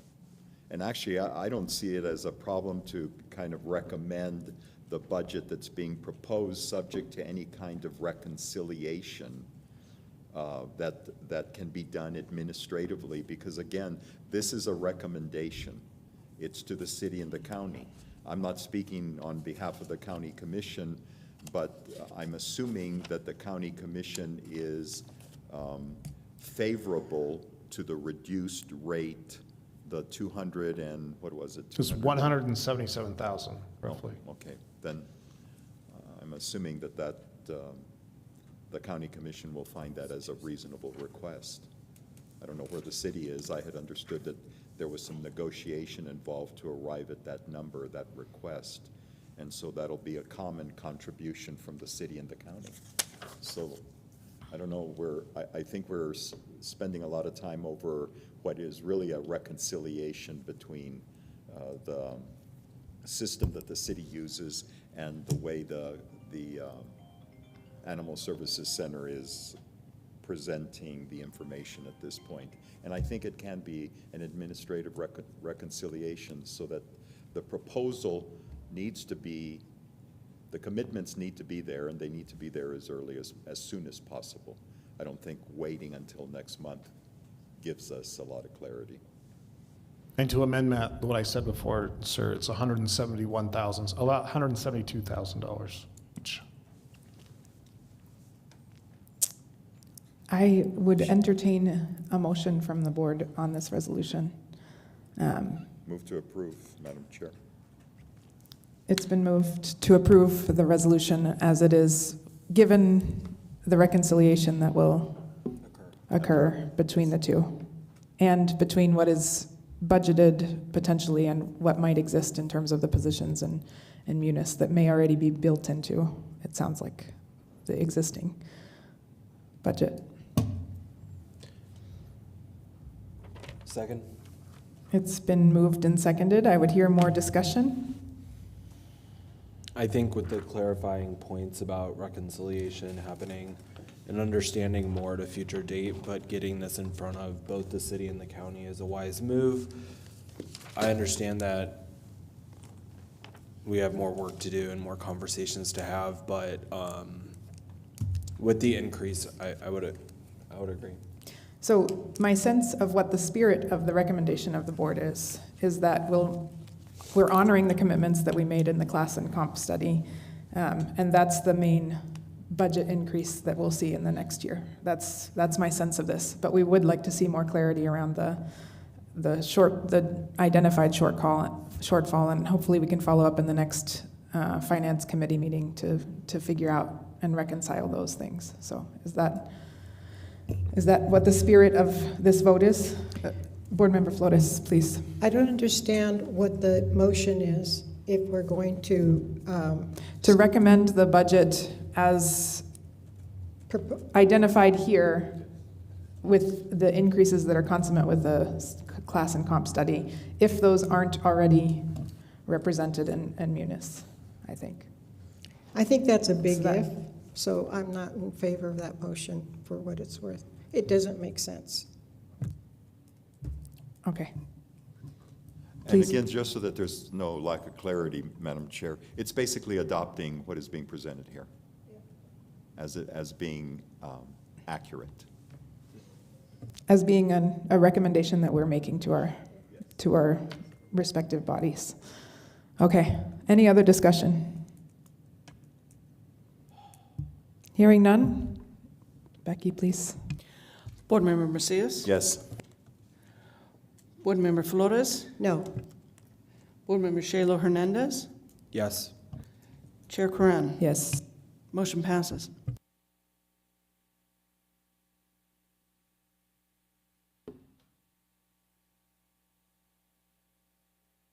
Thank the board very much. Thank you. Thank you.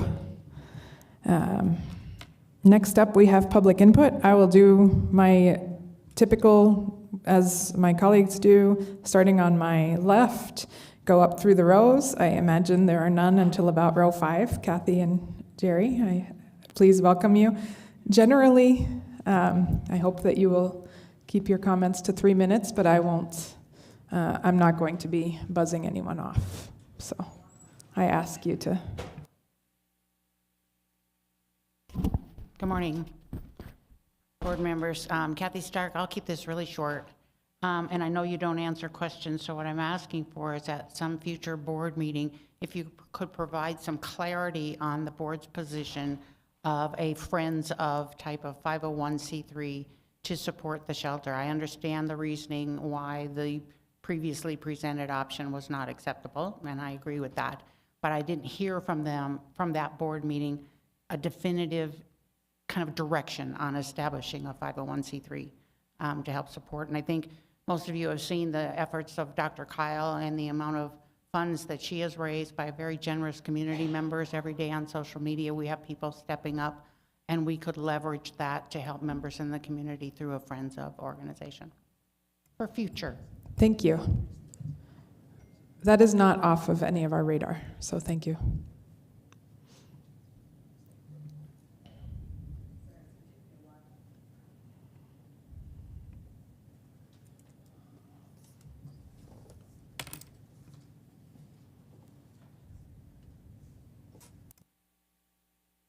Gary Wheelis, JPA. Last month and the month before that, and I realize it's still at state level. It's approved. It's We have an approved. update for this, yeah. We're Okay, gonna you're give an going to get update. into it then? Mhm. Okay, thank you. That's all? I just wanted to know, yeah, what the progress. Oh, yes. So we will be giving an update momentarily. Sorry, we forgot that earlier. Chair and board comments. Okay.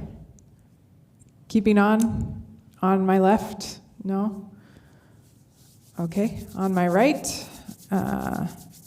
please come on up, Ms. Ruprecht. Dr. Ruprecht.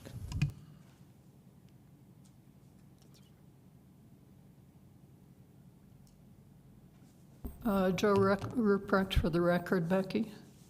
We're getting to be two good friends. I apologize. I'm here at the invitation in part of Clint Thacker because I had approached him to follow up on a situation that came up with a neighbor's very wonderful cat who had a poor outcome in an encounter with the shelter. And in talking with Clint about that, I came away with an understanding that he would work with staff to make certain changes to improve things. And when I talked to the owner of the cat, a good friend down the street from us, I decided that it was one of these situations where the best thing was to find a way to fix something rather than to fight about it. There was some question at one point whether the owner would sue the shelter, which didn't seem like it was going to benefit any of us. So I'm here to just announce that this is a working project. May 4th is the anniversary of my friend Tyler, an aged deaf cat who came into the shelter by a public person who picked him up, not understanding who he was or belonged. And because Tyler's ownership had passed from one sister to another, upon the death of the one sister, in the demise of the human, the chip was not updated. And so when the shelter staff checked the chip, they hit a dead end. They hit a landline that had been disconnected. They hit a cell phone that was not in order.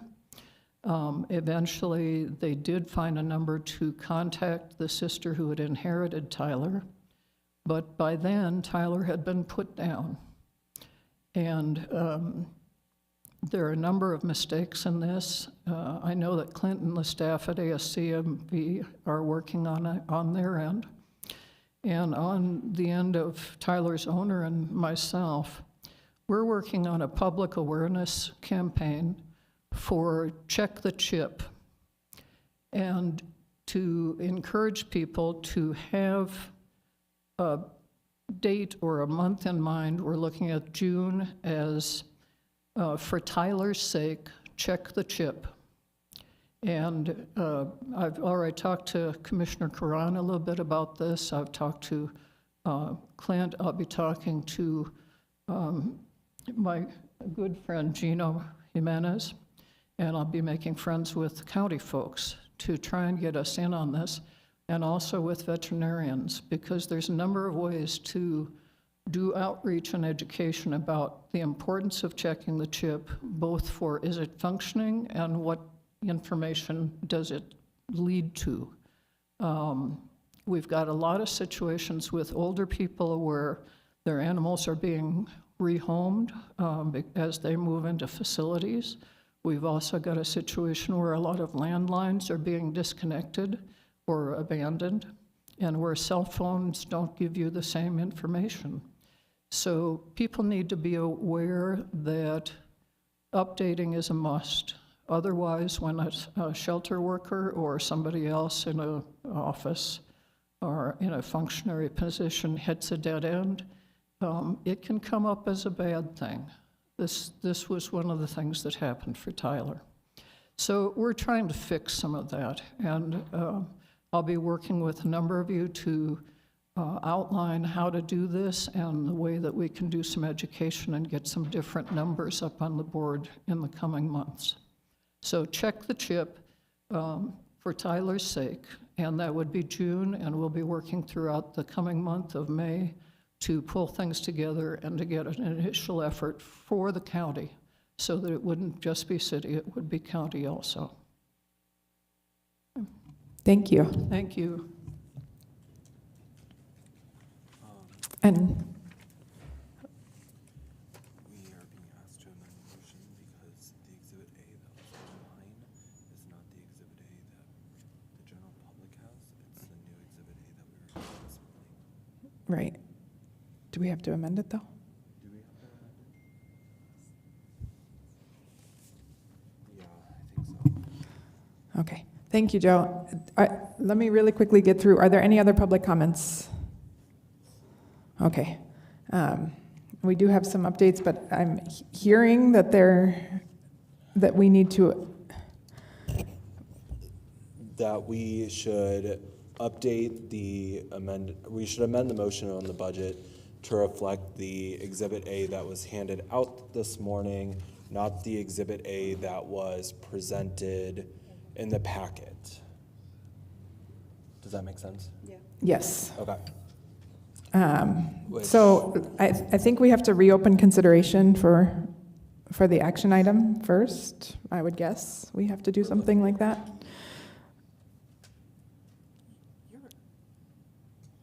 I apologize, you are out of my wheelhouse in Okay. this aspect.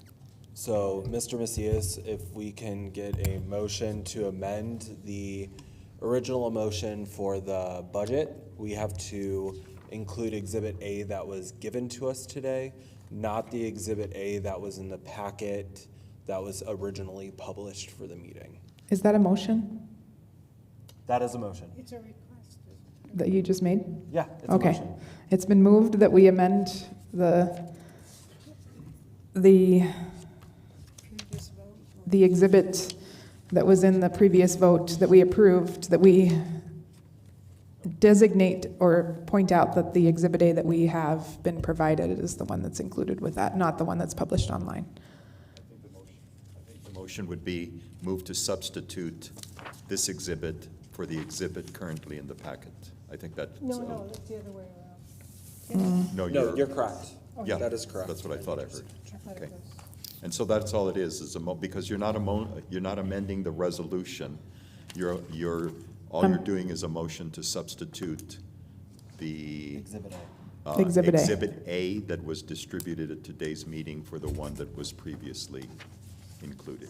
Yes. Yes. So I hear a motion Second. and a second to revisit item 6.1 and substitute Exhibit A that was provided and that was presented. I think it reflects what was presented as well, that was provided to us at this time as the accompanying exhibit and approved budget for proposal to the city and county authorities.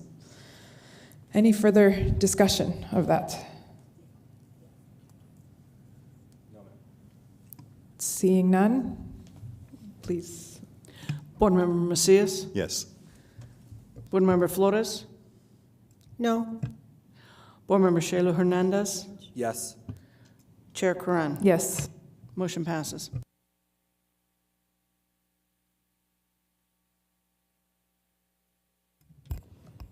All right, thank you. We've gone through all of our action items and revisited them a bit as well.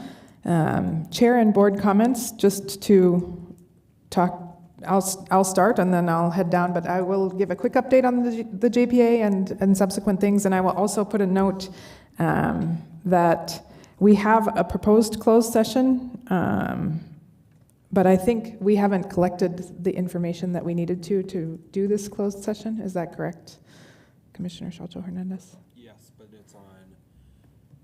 Yes, Madam Chair, but I believe that joint session is on the. The closed session is on the executive director's Yes. report, and I just want to say that we're looking at postponing that because To the next meeting when hopefully there's more participation. So, because we haven't collected all of the information and there aren't enough folks here to do that closed session. So on that note, just the last thing on our agenda, we are going to cancel that closed session and we'll notice and announce a future closed session related to that. On the JPA, to Jerry's question, it was approved last Friday, I understand. The state issued an approval for the new joint powers agreement. If you all remember, a few of the highlights are that it moves meetings to a quarterly basis and adds community members to the board as voting members. In that context, we have been working with our city clerk to prepare. We have a boards and committees website that people can apply to. On that website, we're going to use that same portal for both city and county applicants to the board. It asks a series of questions, you to submit your resume and work history, and it will also have sort of a brief description of what the board will look like. But I think we'll also be all promoting this in our own sort of ways to encourage people to apply via that portal. It should be ready early next week for folks to submit their packets of information. And again, we're looking for city and county representation. And I think at a very basic level, because it's all coming through one portal, what we'll be doing for that will be filtering them. If your address is in the city, you'll be filtered to the city council for approval. If your address is in the county, you'll be filtered if it's clear that you're in the county, then you'll be filtered to the county. But obviously, people in the city could be be county representatives as well. So we'll be looking through those as they come in to make sure that we have folks to fill the positions. Each board does the appointment themselves, so city appointees and county appointees, to determine who the folks will be. So I think that will also be.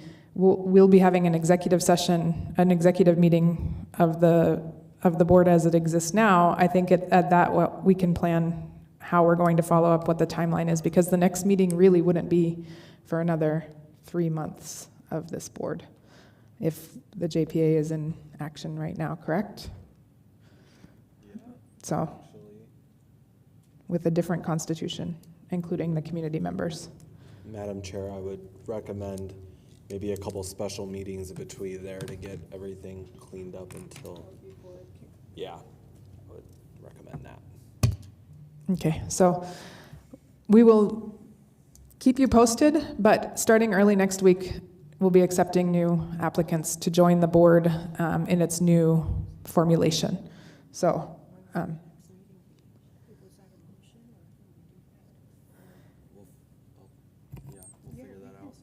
we can keep the meeting next month. Keep the meeting next month on the books for at least in our. We can call that a special meeting, and we have it on our calendars. That's correct. Perhaps, so then we can figure out at that time, have the applications together, review them, get them to their respective governments, and also plan future meetings so that people who are coming onto the board will have a calendar of when those meetings will be occurring, and we can make sure that they know that that's what's happening. So you will see. I will put on through all of my social media and send directly to you all as to hopefully share widely the sort of solicitation for people to apply and the direct link to our city boards and commissions thing. And we'll give it to Clint and make sure that it gets on his social media as well. So those are all the comments I have, except to add to Joe's thing. I think I will probably be having a community meeting hopefully in June. So I will add the check the chip for Tyler thing as a part of that and figure out how we can do that as a part of it as well. So TBD on that note, but thank you for that idea, and we'll be figuring out ways to get it out there. So, all right, I will head down the rest of the board for comments, starting with Board Member Bencomo.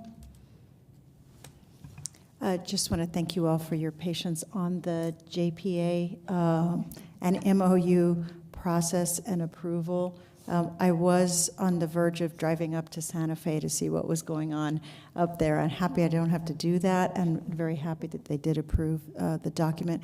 We'll also be going through the newly adopted MOU as well for the fiscal services, just to, since that's a completely new document for us, to make sure all parties understand roles and responsibilities going forward as well. But yes, thank you all for your patience. Thank you for getting it in there and putting it on their desk where it's at for 3 months in Santa Fe. Thank you again for your advocacy and ongoing work and getting those documents ready. Board Member Flores. I just want to thank everybody who's here today. I want to thank the Animal Service Center Director, Mr. Thacker, and staff, Bernice, and all. But I also want to thank Ms. Bencomo for her contributions to this board insofar as, well, everything, but especially the financial aspects. And thank you, Madam Chair. Thank you. Board Member Shajo Hernandez, please. I probably shouldn't ever start a comment out with them, but I'm really excited that the JPA was approved. I think that's fantastic. I know that's something that we've all been waiting for, the community has been waiting for. But I do have to say that I am also very aware that this is a very hard board to sit on, especially when it comes up to budgetary constraints, since it is a JPA with both the city and the county. So making sure that we're having these meetings from now until when we get that new board appointed, making sure we're getting all the finances in order to give those 2 new incoming members some comfort level, and knowing that we've fixed some of the problems that are there is going to be a huge concern to me, that we're bringing on community members and that they fully understand what is going on this board and how we're having these conversations, especially related to the comp study and also the overall budget. So I think having more meetings now until we get to the point where we're all very comfortable from a city and county perspective to do those quarterly meetings is something that we really need to look at. And I think we need to have a larger discussion during our executive session of what this looks like going forward, and maybe coming up with a little bit of a transition plan as to how to onboard those 2 community members, as to where they're not just fed to the wolves. I mean, honestly. So I think we need to do a little bit more of a look on that at our executive session. Thank you. I agree. And I think we can I think we have a fair number of documents that can support this, and then we can sort of develop some others that would be supportive of whoever is joining. So go ahead, Chair, please. just for Board Member Flores. Thank you. Point of clarification, please. Our next meeting then would be May 23rd. Let's keep that on our calendar and plan it as a special session for, Special session. It might not be an official meeting because now we're on a quarterly basis, but before, great. Thank you. to sort of finalize all those things. And then we It'll will be a have closed this. session as well? Yes, the one that was scheduled for today will also be happening at that time. So it will Thank be you. short and not a business meeting in the same way that it usually is. Probably no reports, Yeah. I would say. Okay. So no reports in the next one. You heard it here first. It will be no reports for May. I know you guys love creating monthly reports. Congratulations, now they're officially quarterly. So thank you for that. Any other questions or comments from the board? Seeing and hearing none. Again, the closed session, we are, because we don't have sort of the critical mass that we had hoped of information or participants for our closed session. We're going to put that off until May. Hearing no other board and chair reports, I would entertain a motion to adjourn. So move, Shelter Hernandez. Second by Flores. Thank you. We can vote with our feet. Thank you again, Becky. Thank you guys for your patience and presentations.